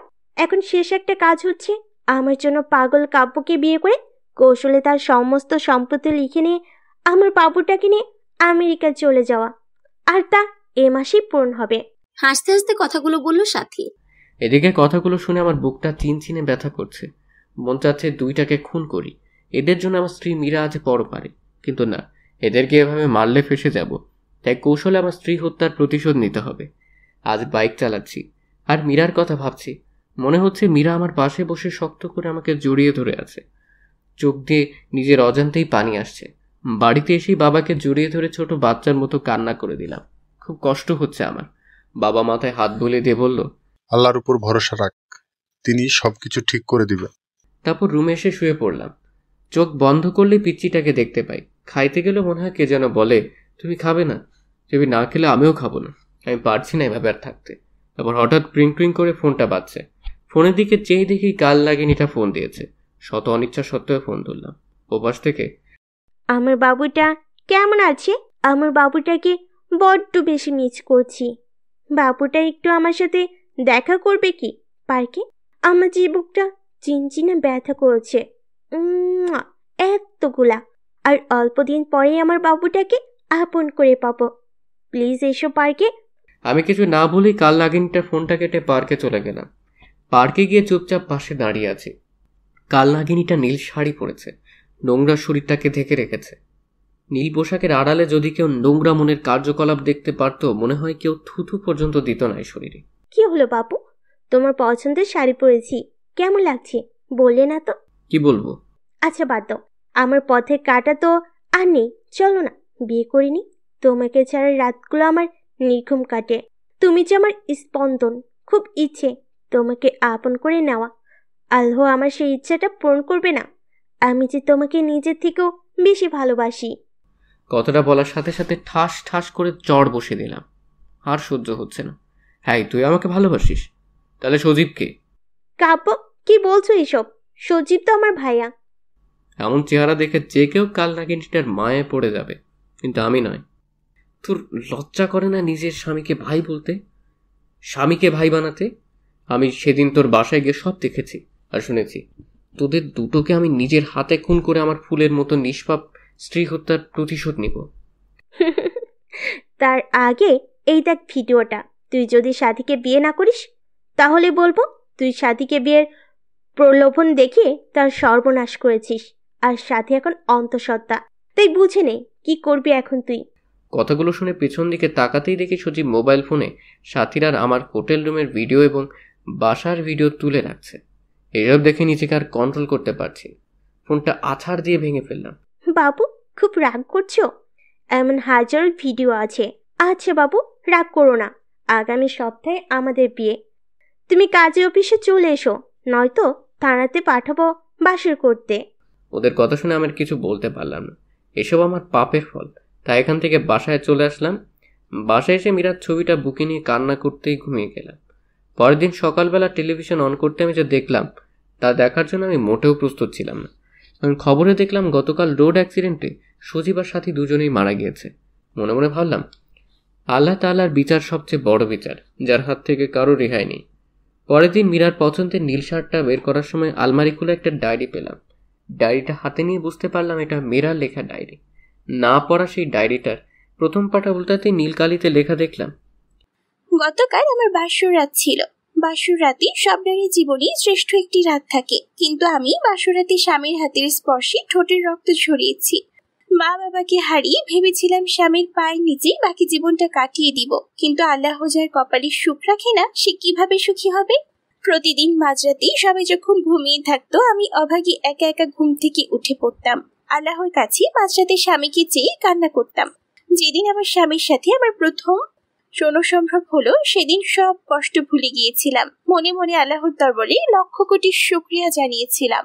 আল্লাহ তাআলা আমার বরকে আমার করে দিয়েছে। কিন্তু পরের দিন যখন আমার স্বামী জন্ম নিয়ন্ত্রণ পিল দিয়ে এসে আমাকে খেতে বলে, মুহূর্তে আমার পৃথিবীটা ওলটপালট হয়ে যায়। আমার স্বামী বাধ্য করে আমাকে জন্ম নিয়ন্ত্রণ পিল খাওয়ার জন্য। আমি আল্লাহর কাছে কত কেঁদেছি সন্তানটাকে গর্ভধারণ করার জন্য, কিন্তু খুব কষ্ট হতো। বুকের ভিতরটা ফেটে কান্না আসতো যখন দেখলাম আমার স্বামী সাথী নামে মেয়েটার সাথে অবৈধ কাজ করে, আর নিজে যখন তাদের কুকর্ম ঢেকে রাখার জন্য দরজা টেনে দেয়। বাবাকে বলি যে সাথী আমার ফ্রেন্ড। নিজের স্বামীকে বাঁচাতে নিজের ভালোবাসার অধিকার বিসর্জন দিয়েছি। সবচেয়ে বেশি কষ্ট লেগেছে সেদিন, যেদিন শুনেছি আমাকে মারার জন্য আমার স্বামী আর সাথী প্ল্যান করছে। সব জেনেও মনকে এ বলে সান্ত্বনা দিয়েছি যে কাব্য যদি আমার জীবনের বিনিময়ে সুখী হয় তাহলেই আমি সার্থক। ডায়েরিটা পড়ে আমি নিজেকে ঠিক রাখতে পারলাম না। আমি পেছন দিকে তাকাতেই দেখি মীরা আমার পাশে দাঁড়িয়ে কান্না করছে। এই মীরা, কাঁদছো কেন? আমি তোমাকে কষ্ট দিয়েছি, তার ফল ভোগ করছি। এই কাব্য, কি হয়েছে তোর? কার সাথে কথা বলছিলি? আমি বললাম, আম্মু কথা বলো না, দেখো না মীরা কান্না করছে। আম্মু, আমি ওকে খুব কষ্ট দিয়েছি। কোথায় মীরা? আর তুই কেন মীরাকে কষ্ট দিতে যাবি? তারপর আমার আর কিছুই মনে নেই। পরের দিন মা বাবা আমাকে হসপিটালে নিয়ে গেল। এখন আমার কোনো চিন্তা নেই, কারণ আমি এখন মীরাকে সাথে নিয়ে ঘুমাই। শালার ডাক্তার নাকি বলে আমি পাগল হয়ে গেছি। শালার পড়ালেখা করে নিজে পাগল হয়েছে, এখন আমাকে পাগল বলে। কত বড় সাহস! আর একবার যখন পাগল বলছে তখন গলা ধাক্কা দিয়ে ফেলে দিয়েছি। তারপর আমাকে জোর করে একটা রুমে আটকে রেখেছে। এখন রুমে শুধু আমি আর মীরা। তারপর আমি একটা নার্সকে জিজ্ঞেস করলাম, আমি এখন কোথায়? আপনি এখন পাবনায় আছেন, আপনার বউ মীরার সাথে। কথাটা বলে একটা কিসের যেন ইঞ্জেকশন আমাকে দিয়ে দিল। তারপর আমি হারিয়ে গেলাম ঘুমের রাজ্যে। সকালবেলা ঘুম থেকে উঠে দেখি মীরা আমার দিকে চেয়ে চেয়ে হাসছে, সাথে বাবা মাও আসছে। তারপর আমি বাবাকে বললাম, বাবা, আমার এখানে থাকতে ভালো লাগে না, আমাকে তোমাদের সাথে নিয়ে চলো, সাথে তোমাদের বৌমা মীরাকেও নিয়ে চলো। কিন্তু আম্মু আব্বু কেউ কোনো কথা বলছে না, শুধু কাঁদছে। তাই আমি আবারও প্রশ্ন করলাম, ও বাবা, তোমরা কাঁদছো কেন? আমাকে এখান থেকে নিয়ে যাবে না? জানো বাবা, এখানে কেউ আমার সাথে কথা বলে না, শুধু মীরা ছাড়া। এখানে শুধু মীরা আমার সাথে কথা বলে, আর কেউ না। ও বাবা, আমাকে নিয়ে চলো না, আমি থাকবো না এখানে। কিন্তু বাবা কিছু না বলে মাকে নিয়ে চলে গেল। তারপর একটা নার্স এসে ইঞ্জেকশন দিয়ে গেল। তারপর আবারও সেই ঘুমের রাজ্যে। আর কিছু মনে নেই। আমি সবসময় শুধু মীরার সাথেই কথা বলতাম। 5 বছর পর আজ মা বাবা আমাকে নিতে আসছে। এখন মীরাও আমার সাথে আর কথা বলে না। আমি জানি মীরা মারা গেছে। তারপর মা বাবা আমাকে বাসায় নিয়ে এসে বলল, কাব্য বাবা 5 বছর পাগল হয়ে পাবনা মানসিক হাসপাতালে ছিল। আর 5 বছরে আমাদের অনেক পরিবর্তন হয়ে গেছে। আমরা আজ নিঃস্ব, ব্যবসাতে ক্ষতি হয়েছে, ব্যাংকের লোকদের ঋণের টাকা পরিশোধ করতে বাড়িটা বিক্রয় করে দিয়েছি। এখন এই ভাড়াটে বাসায় আছি। বাবার কথাগুলো শুনে আমার নিজের অজান্তেই চোখের কোণে পানি চলে আসলো। আমার বাবা এই বয়সে মানুষের অফিসে কাজ করে। তারপর আমি মনে মনে ভাবলাম, আমার কোনো না কোনো একটা জব করতে হবে। যেই ভাবা সেই কাজ। কয়েক জায়গায় আবেদন করলাম, সাথে একটা প্রাইভেট প্রতিষ্ঠানে শিক্ষকতা করার জন্য আবেদন করলাম। সপ্তাহখানেক পর নোটিশ আসলো, সে প্রতিষ্ঠানে আমাকে জয়েন করতে বলেছে। আর এভাবে দিনগুলো ভালোই কাটছিল। কিন্তু প্রতি রাতেই মীরার স্মৃতিগুলো আমাকে ঘুমোতে দেয় না। মীরার সেই দুষ্টমিগুলো আজও আমাকে কাঁদায়। প্রতি রাতে আমি মীরার ছবি বুকে নিয়ে ঘুমাই। খুব কষ্ট হয়। মাঝরাতে মোনাজাতে শুধু একটা কথাই বলি, আল্লাহ আমার স্ত্রীকে ভালো রেখো। এদিকে একদিন আমি স্কুলে একটা বাচ্চাকে দেখে খুব অবাক হয়ে গেলাম। কি সুন্দর করে হাসে, ঠিক মীরার মতো। কি মায়াবী চাহনি। মনে হচ্ছে এই যেন মীরার প্রতিচ্ছবি তার মাঝে দেখতে পাচ্ছি। তারপর আমি মেয়েটাকে ডাক দিয়ে বললাম, তোমার নাম কি মামনি? আসসালামু আলাইকুম। ওয়ালাইকুম আসসালাম। উত্তরটা দিয়ে মনে মনে ভাবতে লাগলাম, এতটুকু একটা বাচ্চা মেয়ে হাই হ্যালো না বলে সালাম দিল। আপনি কি জানেন না, কারোর সাথে কথা বলতে হলে প্রথমে সালাম দিয়ে কথা শুরু করতে হয়? আমার নাম তাসনিয়া কারিমা রাইসা। নামটা শুনে বুকটা কেমন যেন কেঁপে উঠল। আচ্ছা, আপনি আমাদের নতুন টিচার? হ্যাঁ মামুনি, আমি তোমাদের নতুন টিচার। এই নাও চকলেট, আমরা আজ থেকে ফ্রেন্ড, কেমন? ফ্রেন্ড। তুমি আমার চকলেট নিলে আমাকে পাপ্পি দিবে না? তুমি এত কিপটে কেন? তোমার সাথে আরি, কান ধরো, কান ধরে বলবে রাজকন্যার সাথে আর কোনোদিন অপরাধ করব না। তুমি জানো না রাইসা নামের অর্থ হলো রানী? মামুনি, আমি না তোমার টিচার, টিচারকে কান ধরতে বলা লাগে? টিচার না সাই, তুমি এখন আমার বন্ধু। কিছুক্ষণ আগে চকলেট দিয়ে বন্ধু বানিয়েছি। তোমার টিচারগিরি ক্লাসে দেখাবে। এখন কান ধরো, নইলে ফাইন ধরবো। কথাগুলো বলে মুখ চেপে হেসে দিল। আমি কি বলবো ঠিক ভেবে পাচ্ছি না, খুব হাসি পাচ্ছে। মেয়েটার চোখের দিকে তাকিয়ে দেখি মেয়েটা রাগী লোক নিয়ে তাকিয়ে আছে। কি হলো, আমার কথা বুঝোনি? বন্ধু হলে কেন? বন্ধু হয়েছে যেহেতু কান ধরো, বলো। আর এমন অপরাধ হবে না। যদি কান না ধরো তাহলে দাঁত পড়ে যাবে, আর দাঁত পড়ে গেলে বিয়ে হবে না। তারপরে আমি রাইসার কথা শুনে কান ধরে বললাম, আচ্ছা আমার ভুল হয়ে গেছে, আর এমন ভুল হবে না। কাব্য বলেই মেয়েটাকে টান দিয়ে কোলে নিয়ে গালে মুখে চুমু দিয়ে বললাম, মামুনি এখন হয়েছে? বেশ হয়েছে। তুমি সত্যি অনেক ভালো। তখন হঠাৎ পাশ থেকে 10 বছরের মতো একটা মেয়ে এসে বলল, রাইসা, আব্বু এসেছে, চলো, দাঁড়িয়ে আছে। ও আপু, তুমি আমার ফ্রেন্ডের সাথে পরিচিত হয়ে নাও। এই যে স্যার, এটা আমার আপু রিচি। রিচি আপু, আমার স্যারকে সালাম দাও। আসসালামু আলাইকুম, আমি রিচি। স্যার আজকে আসি। বলতেই হঠাৎ দিকে একটা ভদ্রলোক এসে রাইসাকে কোলে নিল। রাইসা বাবাই বাবাই বলে লোকটাকে জড়িয়ে ধরল। তারপর লোকটা রাইসা আর রিচিকে নিয়ে গাড়ি করে চলে গেল। মনে মনে ভাবলাম, আর যদি মীরা বেঁচে থাকতো তাহলে আমাদের সন্তানটাও ঠিক এতটুকু বড়ই হতো। তখন নিজের অজান্তেই চোখের পাতাটা ভিজে উঠল, আর সাথে সাথে মীরার চাঁদ মুখটা ভেসে উঠছে স্মৃতিপটে। এদিকে বাসায় এসে দেখি বাবা অসুস্থ।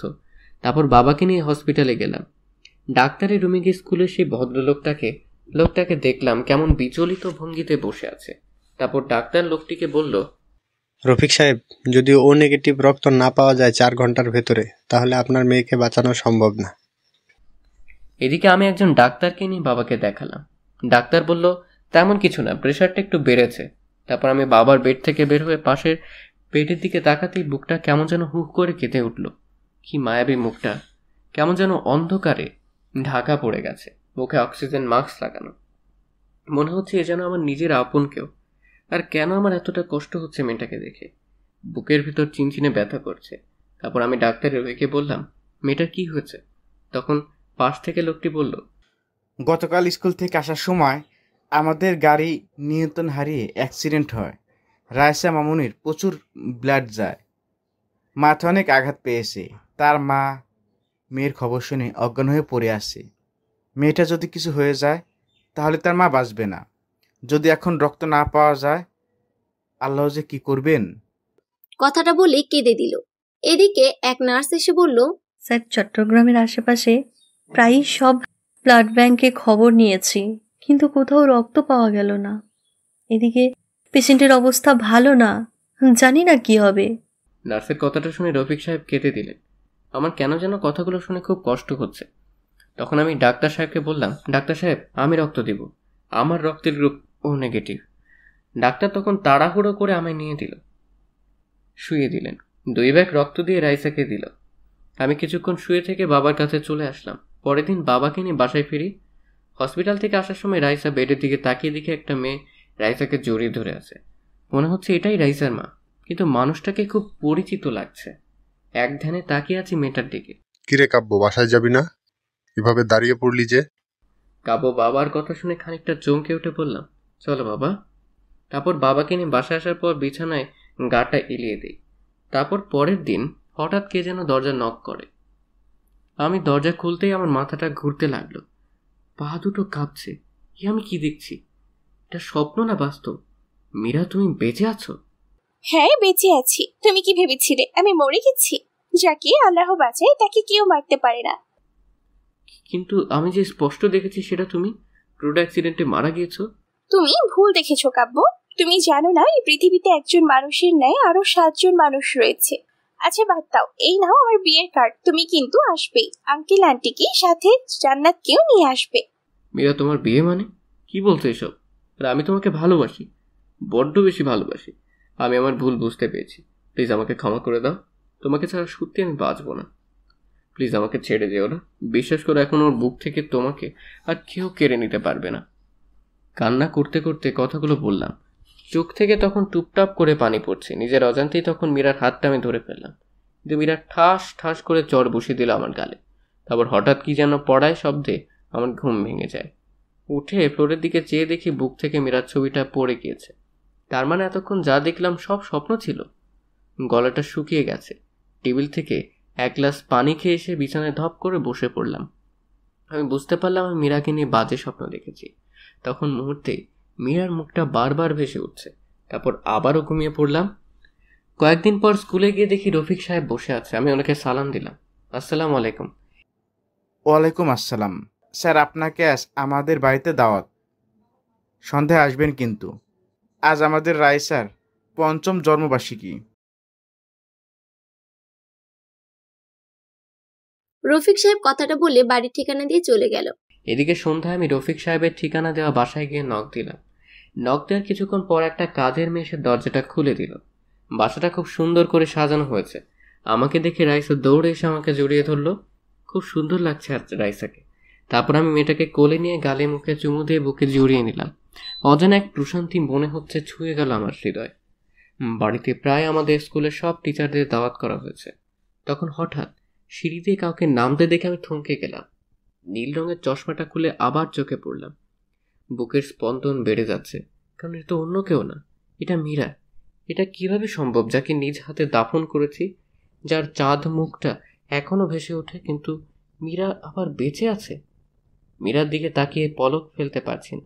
নিজের অজান্তেই মীরা নাম ধরে ডাকতে গিয়েই গলাটা কেমন যেন ধরে এলো, তাই অন্যদিকে ঘুরে গেলাম। তখন পাশ থেকে কে যেন বলে উঠল, তানিয়া, তোমার শাস্তিতে লেট হচ্ছে কেন? কখন থেকে সবাই অপেক্ষা করছি।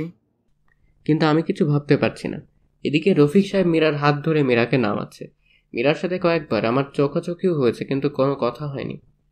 এদিকে কিছুক্ষণ পর রাইসার জন্মদিনের কেক কাটলাম। তার কিছুক্ষণ পর হঠাৎ কাঁধে কারো হাতের স্পর্শ পেলাম। আমি পেছন দিকে তাকাতেই দেখি মীরা। আসসালামু আলাইকুম, আমি তানিয়া রেজওয়ান রফিক। ওয়ালাইকুম আসসালাম, কেমন আছেন? জি ভালো।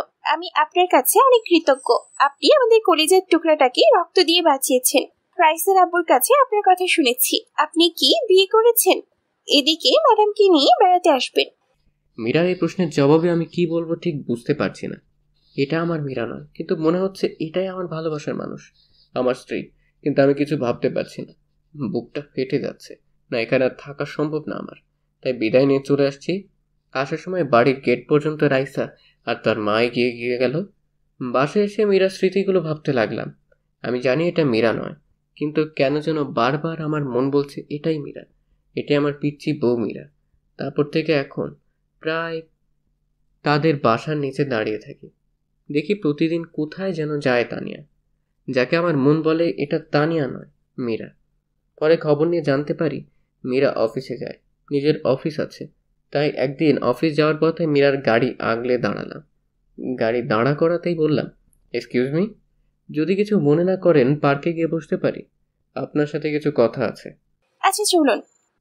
তারপর একটা পার্কে নিয়ে গাড়ি দাঁড় করালো। তারপর বলল, কি বলবেন? আমার যেতে হবে। একটা সত্যি কথা বলবেন? বলেন, কি বলতে চান? আমার মন বলছে তুমি তানিয়া না, আমার মীরা। আমার মন বলছে প্লিজ মিথ্যা বলো না। আপনি কি ঠিক আছেন মিস্টার কাব্য? আমি তানিয়া রেজওয়ান রফিক, আপনার মীরাকে। আর কে বলছেন এসব? আপনি এসব বলতে আমাকে এখানে এসেছেন? ছি, লজ্জা করেন আপনার? প্লিজ, আমি মিথ্যে বলছি না, বিশ্বাস করুন। এরপর মীরার সাথে ঘটে যাওয়া সবকিছু তাকে খুলে বললাম। তারপর উনি বলল, কি আশ্চর্য, আপনি কি আমাকে নাটকের স্ক্রিপ্ট শোনাচ্ছেন? প্লিজ, আমি জানি তুমি আমার মীরা, তুমি আমার সাথে মিথ্যা বলছো। কি আশ্চর্য, আমার বিয়ে হয়েছে, বাচ্চাও আছে দুটো। প্লিজ মীরা, তুমি আমার মীরা, বলো তুমি মিথ্যে বলছো? আমার মন কখনো মিথ্যে বলে না। কথাটা বলেই মীরার হাতটা ধরে ফেললাম, আর সাথেই মীরা হাতটা ছাড়িয়ে ঠাস ঠাস করে চড় বসিয়ে দিয়ে বলতে লাগলো, আমি আপনাকে অনেক ভালো ভেবেছিলাম, কিন্তু আপনার যে চরিত্র খারাপ তা এখন আর বোঝার বাকি রইল না আমার। লজ্জা করে না অন্যের স্ত্রীর হাত ধরতে? আপনার কি বলি? আর আপনি ভালো করেই জানেন আমার স্বামী আর 2টা মেয়ে আছে। তারপরেও আমাকে কেন বিরক্ত করে? নির্ঘাত আমার মেয়ের জীবন বাঁচানোর জন্য আজ আপনাকে লোক ডেকে অপমান করলাম না, নইলে আজ আপনাকে পুলিশে দিতাম। ছোট লোক, নারীদের সম্মান করতে শিখেননি? মনে হয় জন্মের দোষ রয়েছে আপনার। কথাটা বলে জিভে কামড় দিল মীরা। এদিকে তানিয়া, যাকে মীরা ভেবে নিজের অজান্তেই হাতটা ধরে ফেলেছিলাম, কিন্তু সে তো আমার মীরা না। নিজের প্রতি আজ প্রচন্ড ঘৃণা হচ্ছে। আজ আমার জন্য মা বাবা কথা শুনলো। সরি, আমি ঠিক এমনটি বলতে চাইনি। ঠিক আছে, বলবেন না কেন? আমি যে হতভাগা, নিজের স্ত্রীকে কত কষ্ট দিয়েছি, এতটা ভালোবাসা সত্ত্বেও তাকে দূরে সরিয়ে দিয়েছি। তবে জানেন, এখনো মাঝরাতে উঠে তার জন্য কান্না করে, তার ছবিটা বুকে নিয়ে ঘুমাই, তার ডায়েরিটা বুকে নিয়ে প্রতি রাতে কাঁদি। 5 বছর পাগল হয়ে পাবনা ছিলাম, জানি না আর কত কষ্ট পাবো। আল্লাহ আরও আমাকে কষ্ট দেন যেন। জানেন, যেদিন আপনাকে দেখছি সেদিন আমার মন বলছে আপনি আমার মীরা, আমার কলিজার টুকরার মতো। কিন্তু না, সেটা আমারই ভুল। কারো মতো দেখতে বা কথা বলতে পারলেই সে যে আপন কেউ হবে তা তো কথা নয়। ক্ষমা করে দিবেন, ভালো থাকবেন। এই যে ডায়েরিটা, এখানে সব লেখা আছে। আবারও বলছি, আপনাকে আমার স্ত্রী ভেবে ডিস্টার্ব করার জন্য দুঃখিত। খুব বাজে তো আমি, তাই। আচ্ছা আসি। চোখ দিয়ে অঝরে পানি পড়ছে, আর বাঁচার ইচ্ছে করছে না। বুকটা ফেটে যাচ্ছে। এখন শুধু বারবার মীরার চাঁদ মুখটা ভেসে উঠছে। এদিকে কখন যে আমি মাঝ রাস্তায় এসে পড়েছি জানি না। পেছন থেকে কে যেন আমাকে ডাকছে। আমি পেছন দিকে চেয়ে দেখি তানিয়া হাত দিয়ে ইশারা দিয়ে সরে যেতে বলছে, আর আমি শুধু মুগ্ধ নয়নে তাকিয়ে আছি। এদিকে তানিয়া দৌড়ে আসছে, কি সুন্দর লাগছে। মনে হচ্ছে আমার কলিজার টুকরা মীরা দৌড়ে আসছে আমাকে ভালোবাসার পরম শিহরণে জড়িয়ে নেওয়ার জন্য। হঠাৎ কি যেন ধাক্কা দিয়ে শূন্যে উড়িয়ে ফেলে দিল। পাশ দিয়ে একটা বাস চলে গেল। আমি ধাক্কা খেয়ে রাস্তায় একপাশে গড়িয়ে পড়লাম। চোখ দুটি রক্তে বন্ধ হয়ে আসছে, নাক মুখ দিয়ে রক্ত বের হচ্ছে। অনুভব করতে পারছি কেউ বুকের সাথে শক্ত করে জড়িয়ে ধরে আছে আমায়, আর বলছে, ক্ষমা করে দাও আমায়, আমি তোমার মীরা, তোমার কিছুই হবে না, আমাকে ছেড়ে কোথাও যেতে পারো না, তোমার কিছুই হবে না, আমাকে ছেড়ে কোথাও যেতে পারো না তুমি। তারপর আর কিছু মনে নেই। অন্যদিকে একদল লোক এসে আমাকে হাসপাতালে নিয়ে যায়। এদিকে মীরাকে আজ পাগল পাগল লাগছে। ফোনটা বের করে কাব্যর বাবার কাছে ফোন দিয়ে কাঁদতে লাগলো। কিরে মা, কাঁদছিস কেন? কি হয়েছে? কথা বলছিস না কেন? বাবা, কাব্য। কাব্য? কি হয়েছে কাব্যের? বাবা, কাব্য অ্যাক্সিডেন্ট করেছে। বাবা, ওকে ছাড়া আমি বাঁচবো না। ওকে বাঁচান বাবা, আমার মেয়েটার কি হবে বাবা? আপনি প্লিজ সদর হসপিটালে আসেন। এদিকে মীরার মুখে কাব্যর বাবা কাব্যর দুর্ঘটনার কথা শুনে তার পায়ের নিচের মাটি সরে গেল। তাড়াতাড়ি তার মাকে ডেকে বলল, কই গো কাব্যের মা, চলো হাসপাতালে যেতে হবে, আমাদের কাব্য অ্যাক্সিডেন্ট করেছে। কি হয়েছে আমার বাবার? তোমাকে বলেছিলাম আমার ছেলেটাকে আর কষ্ট দিও না, কিন্তু তোমরা সবাই মিলে আমার ছেলেটাকে প্রতি রাতে খাদিয়েছো। এদিকে হসপিটালে এসে দেখে কাব্যকে অপারেশন থিয়েটারে নিয়ে গেছে। মীরা কাঁদছে। রফিক সাহেবও আসছে মীরাকে বুঝাচ্ছে। মীরা কাব্যর মাকে জড়িয়ে ধরে কাঁদতে কাঁদতে বলল, মা, ও কোনো কথা বলছে না। ওকে ছাড়া সত্যি আমি মরে যাব। ওই যে আমার নিঃশ্বাস, আমি বাঁচবো না মা কাব্যকে ছাড়া। ওকে চিরদিনের জন্য পাওয়ার জন্য কত কিছুই না করেছি। এখনো প্রতি রাতেই তার দেওয়ার শেষ অবলম্বন রাইসাকে বুকে নিয়ে বেঁচে আছি। তখন হঠাৎ অপারেশন থিয়েটার থেকে একজন ডাক্তার বেরিয়ে আসতেই মীরা দৌড়ে গেল। প্লিজ ডাক্তার, বলেন আমার স্বামী কেমন আছেন? ওর কিছু হবে না তো? প্লিজ ডাক্তার, চুপ করে থাকবেন না প্লিজ। কিন্তু ডাক্তার চোখ থেকে পানি ছেড়ে দিয়ে বলল, দেখুন, আমরা আমাদের সর্বাত্মক চেষ্টা করছি, কিন্তু এখন আমাদের আর কিছুই করার নেই। আল্লাহকে ডাকেন, তিনি যদি ইচ্ছা করেন তাহলে বাঁচাতে পারেন। রোগী ক্রিটিক্যাল অবস্থায় আছে। ডাক্তারের কথা শুনে মীরার পায়ের তলার মাটি সরে গেল। চোখ থেকে টুপটাপ করে পানি ঝরছে। ডাক্তার সাহেব, আমি কি কাব্যর সাথে দেখা করতে পারি? এদিকে মীরা ডাক্তারের কথা মতো কাব্যর কেবিনে ঢুকতেই বুকটা হু হু করে কেঁদে দিল। সারা মুখ ব্যান্ডেজ করা, মুখে অক্সিজেন মাস্ক লাগানো। খুব কষ্ট লাগছে মীরার কাছে। কাব্যর মায়াবী মুখটা বারবার ভেসে উঠছে। মীরা কিছু ভাবতে পারছে না। তখন কাব্যর পা দুটি জড়িয়ে ধরে কাঁদতে লাগলো, আর কাঁদতে কাঁদতে বলল, কাব্য প্লিজ আমায় ক্ষমা করে দাও। আমায় ছেড়ে কোথাও যেও না। তোমার পায়ের নিচে থাকতে দিও আমায়। তোমার পায়ের নিচে যে আমার সব সুখ। আমি তোমাকে অনেক কষ্ট দিয়েছি, প্লিজ আমায় ছেড়ে দিও না। তুমি না বলেছো তোমার যদি কখনো মেয়ে হয় তার নাম রাইসা রাখবে? তুমি জানো না রাইসা তোমার আর আমার মেয়ে? জানো, তোমার মেয়ে জানি তুমি ওর বাবা। তোমাকে কতবার বাবা ডেকে বুকে জড়িয়ে নিতে চেয়েছিল, কিন্তু আমি তোমাকে বাবা বলে ডাকতে দেইনি। তুমি তোমার মেয়েকে বুকে জড়িয়ে নিবে না? ওই আমার জীবন, আমার বেঁচে থাকার অবলম্বন। তোমাকে ছাড়া যে আমি আমাকে কল্পনাও করতে পারি না। কথাগুলো বলতে বলতে পা দুটো বুকের সাথে জড়িয়ে কাঁদতে লাগলো আর সমানে পায়ে চুমু খেতে লাগলো। এদিকে পিছন থেকে একজন নার্স এসব দেখে নিজের অজান্তেই কেঁদে দিয়েছে। তারপর মীরার কাঁধে হাত রেখে বলল, বোন প্লিজ এভাবে কেঁদো না, রোগীর ক্ষতি হবে, আল্লাহকে ডাকো। রাইসা শুনেছে কাব্য নাকি অ্যাক্সিডেন্ট করেছে। তারপর আমি বাবাকে বলে বাসায় যাওয়ার জন্য বের হতেই এক লোক বলল, ম্যাডাম, হসপিটালে আসার সময় আপনার হাতে ডায়েরিটা ছিল। তারপর মীরা ডায়েরিটা হাতে নিয়ে বাসায় আসতেই, তুমি আমার বাসায় আসবে না, তুমি বাবাকে কষ্ট দিয়েছ, আমি সব শুনেছি। তুমি আঙ্কেলকে যখন ফোনে বলেছ যে বাবা অ্যাক্সিডেন্ট করেছে, তাও আবার তোমার জন্য, তুমি বাবাকে ডাকতে দাওনি। আমার বাবা অনেক ভালো, সেদিন আমার জন্য কান ধরেছিল, আমাকে বুকের সাথে জড়িয়ে ধরেছিল, আমার গালে মুখে পাপ্পি দিয়েছিল। আমি বাবাই ডাকতে চেয়েও বাবা ডাকতে পাইনি, কারণ তুমি ডাকতে নিষেধ করেছিলে বলে। ছোটবেলা থেকেই বাবার ছবি দেখিয়েছ, বলেছ এটা তোর বাবা। যেদিন বাবাইকে প্রথম দেখলাম সেই দিন দৌড়ে বাবার কোলে গিয়ে বলতে পারিনি, বাবাই তুমি আমাকে ছেড়ে কোথাও যাবে না। কিন্তু পারিনি। স্কুলে যখন সব ছেলে মেয়েরা বাবার কোলে চড়ে, তখন তাদের বাবা জড়িয়ে ধরে আদর করে, তখন আমি তাদের দিকে চেয়ে থাকি, আমার খুব কষ্ট হতো তখন। কান্না করতে করতে কথাগুলো বলল রাইসা। রাইসা মামুনি, বাবাই ভালো হয়ে যাবে। মা আমার, তুমি কেঁদো না। তুমি আমাকে মা বলবে না, আমাকে বাবার কাছে নিয়ে যাও। আর তুমি আমার বাবাইকে কষ্ট দিয়েছো। কথাগুলো বলে কাঁদতে কাঁদতে রুমে গিয়ে দরজা লাগিয়ে দিল রাইসা। আমি কি করবো? রাইসার কথাগুলো শুনি কলিজা ফেটে যাচ্ছে। সত্যি তো, তার বাবার থেকে রাইসাকে আমি দূরে রেখেছি। বারবার কাব্যর কথা মনে পড়ছে। রফিক ভাইয়াও কিছু বলছে না, শুধু বলল, মানুষটাকে বড্ড বেশি কষ্ট দেওয়া হয়ে গেছে মীরা।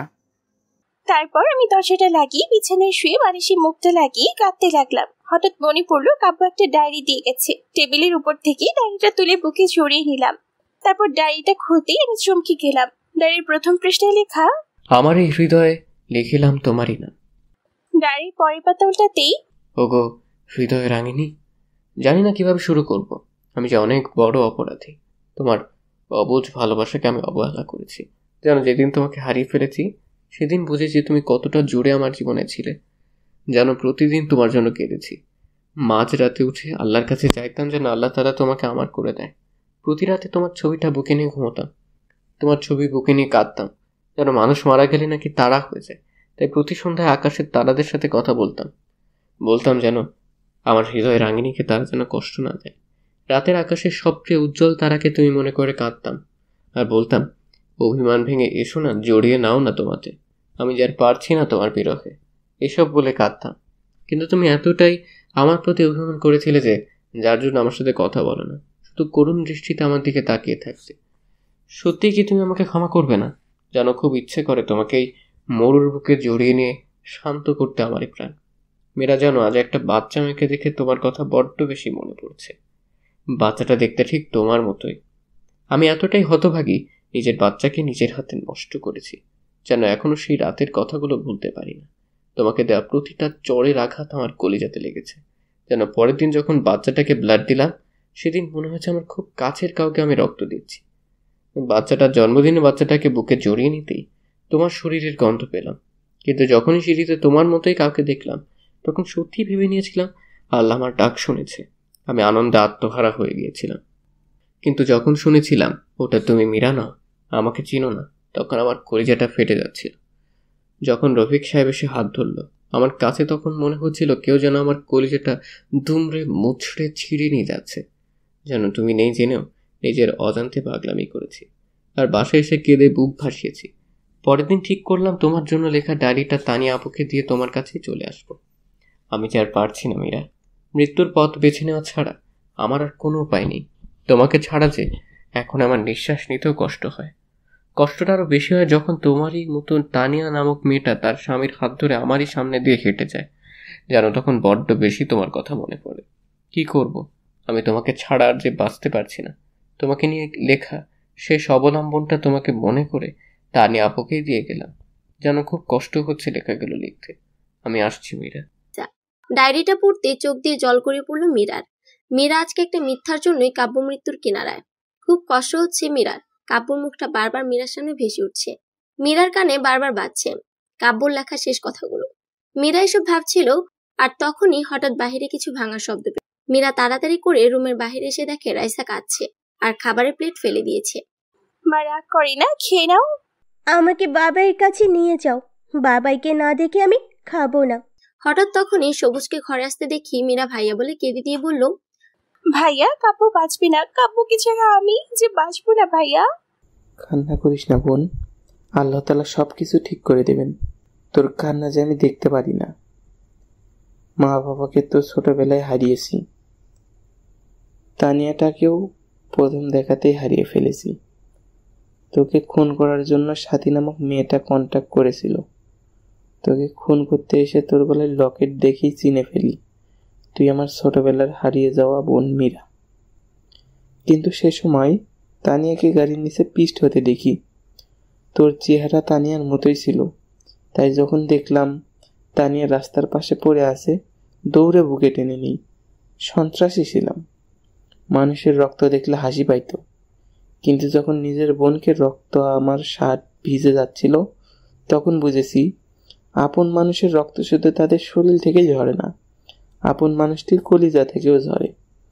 তোকে আর তানিয়াকে পেয়ে অন্ধকার রাস্তা থেকে সরে আসি। তারপর কাব্যের বাবার প্ল্যান অনুযায়ী তানিয়াকে মীরা বানিয়ে কাব্যের বাড়িতে পাঠাই, আর রিচি পায় তার মাকে। রিচির বাবা রফিক ভাইয়ের সাথে সব প্ল্যান করি, কিন্তু এই জন্য যে কাব্য আজকে মৃত্যুর মুখোমুখি হবে তা জানলে কখনোই এতটা মিথ্যায় আশ্রয় নিতাম না। এদিকে হঠাৎ রাইসা দৌড়ে এসে মীরাকে জড়িয়ে ধরে বলল, মম চলো না বাবাইয়ের কাছে, আমার সাথে বাবাই কথা বলবে। তোমাদের সবার সাথে রাগ করে থাকলো, আমার সাথে বাবাই রাগ করে থাকতে পারবে না। বাবাই জানে আমার সাথে অভিমান করলে তাকে কান ধরে উঠবস করতে হবে। তারপর মীরাকে কিছু বলতে দেওয়ার আগে রাইসা মীরাকে জোর করে গাড়িতে তুলে নিয়ে গাড়ি চালাতে বলল। মীরা রাইসাকে নিয়ে হসপিটালে আসতেই রাজের বাবার সাথে দেখা হয়। মারে, কেমন আছিস? বাবা আমি সত্যি অনেক বড় অপরাধী হয়ে গেলাম। নিজের স্বামীকে কোনো স্ত্রী এতটা কষ্ট দিত না বাবা। বাবা সত্যি কাব্যকে ছাড়া আমি বাঁচবো না। অন্যদিকে রাইসা তার বাবার রুমে গিয়ে বলতে লাগলো, ও বাবাই, বাবাই কেমন আছো তুমি? কথা বলবে না আমার সাথে বাবাই? জানো বাবাই, তোমাকে মম কষ্ট দিয়েছে বলে মমের সাথে আড়ি দিয়েছি। ঠিক করেছি না বাবাই? বাবাই তুমি আমাকে বুকে নিবে না? আমাকে জড়িয়ে ধরে আম্মু ডাকবে না? হঠাৎ তখন একটা নার্স এসে বলল, মামনি, এখানে কথা বলা যাবে না। আপনি চুপ করেন তো, দেখছেন না আমি আমার বাবার সাথে কথা বলছি? কথা বলবেন না একদম, আমার বাবাই রাগ করবে। ও বাবাই তুমি জানো মা তোমার জন্য কত কান্না করে? তোমাকে আমি ছোটবেলা থেকে দেখেছি মায়ের সাথে একটা ছবিতে। বাবা স্কুলের সব মেয়েরা তার বাবার সাথে ঘুরে বেড়ায়, তাদের বাবাই চকলেট আইসক্রিম কিনে দেয়। আমি এসব কিচ্ছু চাই না, তুমি কথা বলো বাবাই, তাহলেই হবে। কথা বলছো না কেন? দেখছো না তোমার রাইসটা কাঁদছে? প্লিজ বাবা কথা বলো, আর চুপ করে থেকো না, আমাকে বুকে নাও না। তোমার বুকে যেতে খুব খুব ইচ্ছে করছে। ও বাবাই এত অভিমান কিসে তোমার? হ্যাঁ মাও কাঁদছে বাবাই, বাবা মা তোমার জন্য রাতে কান্না করে, আমাকে বুকে নিয়ে তোমার নাম বলে ঘুমের ঘোরেও কান্না করে। তুমি দেখো দাদু ভাই কাঁদছে, কথা বলবে না আমার সাথে? আমি কিচ্ছু খাইনি, তুমি খাইয়ে দিবে আমায়? তুমি খাইয়ে না দিলে আমি কিন্তু খাবো না। ও বাবাই কথা বলছো না কেন? আমার যে খুব কষ্ট হচ্ছে বাবাই, আমার বুকের মাঝে ব্যথা করছে বাবাই। কথাগুলো বলছে আর কাঁদছে রাইসা। এদিকে রাইসার কান্না দেখে সবাই কাঁদছে। মীরার কাছে মনে হচ্ছে তার কলিজাটা ফেটে যাচ্ছে। কিছুক্ষণ পর কাব্য কেমন যেন করতে লাগলো। ডাক্তার এসে দেখতে কাব্য কেমন যেন নড়াচড়া বন্ধ করে দিল। তারপর রুম থেকে বের হয়ে ডাক্তার চোখের পানি ছেড়ে দিয়ে বলল, সরি, আমাদের আর কিছুই নেই। আপনারা আল্লাহকে ডাকেন, আল্লাহ যদি তাকে স্বয়ং সুস্থ করে দেন। ডাক্তারের কথাটা শুনে মীরা হসপিটালের ফ্লোরে পড়ে গেল। তারপর সবাই মীরাকে নিয়ে বেডে শুয়ে দিল। এদিকে সবাই কান্না করছে। রাইসা গিয়ে কাব্যর মাথায় হাত বুলিয়ে দিচ্ছে আর বাবাই বাবাই করে ডাকছে। রাইসার কান্না দেখে সবাই কাঁদছে। কাব্যর স্যালাইন নেওয়া বন্ধ হয়ে গেছে। হঠাৎ তখনই ডাক্তার এসে কাব্যর মুখ থেকে অক্সিজেন মাস্ক খুলে দিল। তারপর স্যালাইনটাও খুলে দিয়ে বলল, কাব্য আর কোনোদিন ফিরবে না, যা ভেবেছিলাম তাই হলো। এদিকে মীরা ভাবতে পারছে না কাব্য মারা গেছে। সবাই কান্না করছে, মীরা নিস্তব্ধ হয়ে গেছে। রাইসা কাঁদছে আর বলছে, বাবাই, ও বাবাই, কথা বলো বাবাই, কথা বলবে না আমার সাথে? বাবাই, তুমি আর আমাকে পাপ্পি দিবে না? আমার না খুব কষ্ট হচ্ছে বাবাই। আল্লাহ কি পিচ্ছি বলে আমার চোখের পানি দেখে না? ও আল্লাহ, তুমি তো বলেছ ছোট্ট বাচ্চা নিষ্পাপ হয়, তাদের কোনো পাপ থাকে না, তাদের কথা অগ্রাহ্য করতে পারো না। ও আল্লাহ, দেখো আমি কাঁদছি, তুমি আমার বাবাইকে বলো আমার সাথে কথা বলতে। তুমি কথা বলতে বললেই বাবাই আর চুপ করে থাকতে পারবে না। দেখো তো, বাবাই আমার সাথে অভিমান করেছে, আমাকে কোলে নেয় না, আদর করে না, আমার কষ্ট হয় না বুঝি? বাবাই, ও বাবাই, কথা বলো। মা, মা, দেখো বাবাই কথা বলছে না, বাবাইকে বলো কথা বলতে। এদিকে সবাই কাব্যর জানাজা করে কবরে নিয়ে যাচ্ছে। মীরা বাকরুদ্ধ হয়ে গেছে, ফ্যালফ্যাল করে তাকিয়ে আছে কাব্যর চলে যাওয়ার দিকে। মীরার কলিজাটা ফেটে যাচ্ছে। আজ একটি ভুলের জন্য কাব্য সারা জীবনের জন্য হারিয়ে গেল মীরার জীবন থেকে। মম, বাবাইকে কোথায় নিয়ে যাই বলো না মা? বাবাইকে সবাই কোথায় নিয়ে যায়?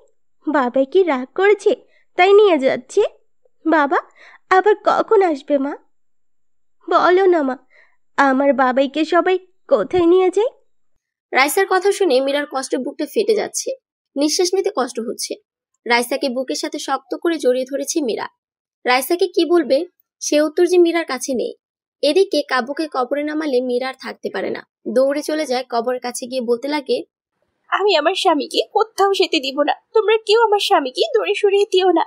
বাবা কাব্যকে কবর দিয়ে দিচ্ছে, বাবা প্লিজ কাব্যকে কবর দিতে দিয়েন না, ওকে ছাড়া আমি বাঁচবো না বাবা, সত্যি ওকে ছাড়া মরে যাব। মারে, তুই দুঃস্বপ্ন দেখেছিস, কাব্য বেঁচে আছে। ডাক্তার আল্লাহকে ডাকতে বলল। আমি জানি কাব্যকে তুই অনেক ভালোবাসিস, এত কষ্ট দেওয়ার পরও তুই ওকে ভালোবেসে গিয়েছিস। বাবা কাব্য কোথায়? কাব্যের বেডে। তারপর মীরা দৌড়ে কাব্যর বেডে গিয়ে দেখে রাইসা কাব্যর বুকে শুয়ে আছে, মুখে অক্সিজেন মাস্ক লাগানো, শরীরে স্যালাইন যাচ্ছে। মীরা তাড়াতাড়ি গিয়ে কাব্যর কপালে চুমু দিয়ে কাব্যর পা ধরে কাঁদতে লাগলো। প্লিজ তুমি আমাকে ছেড়ে দিও না, কিভাবে বাঁচবো আমি তোমায় ছাড়া? তুমি যে আমার জীবন, তুমি যে আমার ভালোবাসা। প্লিজ ম্যাডাম, এভাবে কাঁদবেন না, পেশেন্টের সমস্যা হবে, পারলে আল্লাহকে ডাকেন। তারপর মীরা ঘড়ির দিকে তাকিয়ে দেখে রাত 1টা বাজে। মীরা তাড়াতাড়ি গিয়ে 2 রাকাত নফল নামাজ শেষ করে। মোনাজাতে 2টি হাত উত্তোলন করে বলতে লাগলো, হে পরম করুণাময় আল্লাহ তাআলা, হে রহিম, হে রহমান, এই শেষ রাতে পৃথিবীর সকল মানুষ যখন ঘুমন্ত, এমন সময় তোমার পবিত্র দরবারে 2টি হাত তুলে ধরেছি। ছোটকালেই মা বাবাকে হারিয়েছি, বাবার স্নেহ কি জিনিস কখনো তা পাইনি মায়ের ভালোবাসা। এখন আমার জীবনে একমাত্র অবলম্বন আমার স্বামী।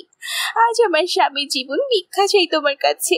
হে আল্লাহ, ফকির এক দরজার ভিক্ষা না পেলে অন্য দরজায় যায়, আর তুমি ছাড়া তো আমার কোনো দরজা নেই। এই ভিখারিনীকে তুমি খালি হাতে ফিরিও না। আমি কিছু চাইনি কোনোদিন তোমার দরবারে, কোনোদিন বলিনি বা অভিযোগ করিনি বাবা মাকে কেন কেড়ে নিলে। আল্লাহ, তোমার কাছে আমার স্বামীর জীবন ভিক্ষা চাই। আল্লাহ, আমার জীবনের বদৌলতে হলেও আমার স্বামীকে বাঁচিয়ে দাও। আমার মেয়েকে তুমি বাবা হারা করো না। আল্লাহ, সন্তান কাঁদলে নাকি মা সহ্য করতে পারে না। ও আল্লাহ, তুমি তো দুনিয়ার মায়ের চেয়েও তোমার বান্দা বান্দিকে 1,00,000 কোটি গুণ বেশি ভালোবাসো। আল্লাহ, এই নিশিরাতে তুমি কি আমার কথা শুনতে পাচ্ছ না? আমার স্বামীকে সুস্থ করে দাও হে আল্লাহ। আমার বেঁচে থাকার অবলম্বনকে আমার কাছ থেকে দূরে সরিয়ে দিও না। নিশ্চয়ই তোমার গুনাহগার বান্দির দোয়া কবুল করেছো। এই কথা বলে মোনাজাত শেষ করে জায়নামাজে ঘুমিয়ে গেল মীরা। তারপর ভোরের আলো পড়তেই মীরার ঘুম ভেঙে যায়, আর মীরা উঠে দৌড়ে যায় কাব্যর বেডে। মীরা গিয়ে দেখে কাব্যর অক্সিজেন মাস্ক খোলা। তারপর ডাক্তার এসে বলল, সরি কাব্য, আর ফিরবে না। কথাটা বলে ডাক্তার চলে গেল। সাথে সাথেই মীরা চিল্লায় কাঁদছে আর বলছে, না, আমার কাব্য আমাকে ছেড়ে কোথাও যেতে পারে না। তখন সাথে সাথে কাব্যর পা দুটি জড়িয়ে ধরে বলতে লাগলো, এই তুমি আমাকে ছেড়ে যেও না, আমি সত্যি তোমাকে ছাড়া বাঁচবো না। তোমার বুকে যে আমার শেষ ঠিকানা, প্লিজ কথা বলো, আর চুপ করেই থেকো না। এসব বলছে আর কাব্যর পা জড়িয়ে ধরে কাঁদছে মীরা। মীরা কাঁদতে কাঁদতে কাব্যর কপালে গিয়ে ভালোবাসার স্পর্শ এঁকে দিল। আর তখন কে যেন মীরাকে শক্ত করে জড়িয়ে ধরলো। মীরা মাথা তুলে তাকিয়ে দেখে কাব্য মীরাকে শক্ত করে জড়িয়ে ধরেছে। তারপর কাব্য বলছে, আমি কি আমার পিচ্চি বউটাকে রেখে মরতে পারি? আমি যেমন পিচ্চি বউটাকে বড্ড বেশি ভালোবাসি, আমার পিচ্চিটাকে কি জড়িয়ে ধরতে পারি? যা দুষ্টু। কথাটা বলেই কাব্যর বুকে মুখ লুকালো মীরা। হে, কি করছো? শার্ট তো ভিজে গেল। বিজু, কেন কষ্ট দিলে আমায়? তুমিও তো আমাকে কম কষ্ট দাওনি। 5 বছর তোমাকে ছাড়া কাটিয়েছি, তাই আমি ডাক্তারকে সবকিছু বলে ডাক্তারের সাথে প্ল্যান করে সব করেছি। তবে হ্যাঁ, অ্যাক্সিডেন্ট কিন্তু সত্যি সত্যি হয়েছিল। আচ্ছা মীরা, সত্যিই যদি আমি হারিয়ে যেতাম? কথাটা বলার সাথে সাথেই মীরা আমার মুখে হাত দিয়ে ফেললো। কি বলেছো? তাহলে আমার কি হবে? এখন তো বাসরাত বাকি, আর আমি কিন্তু এখন আর পিচ্ছি না।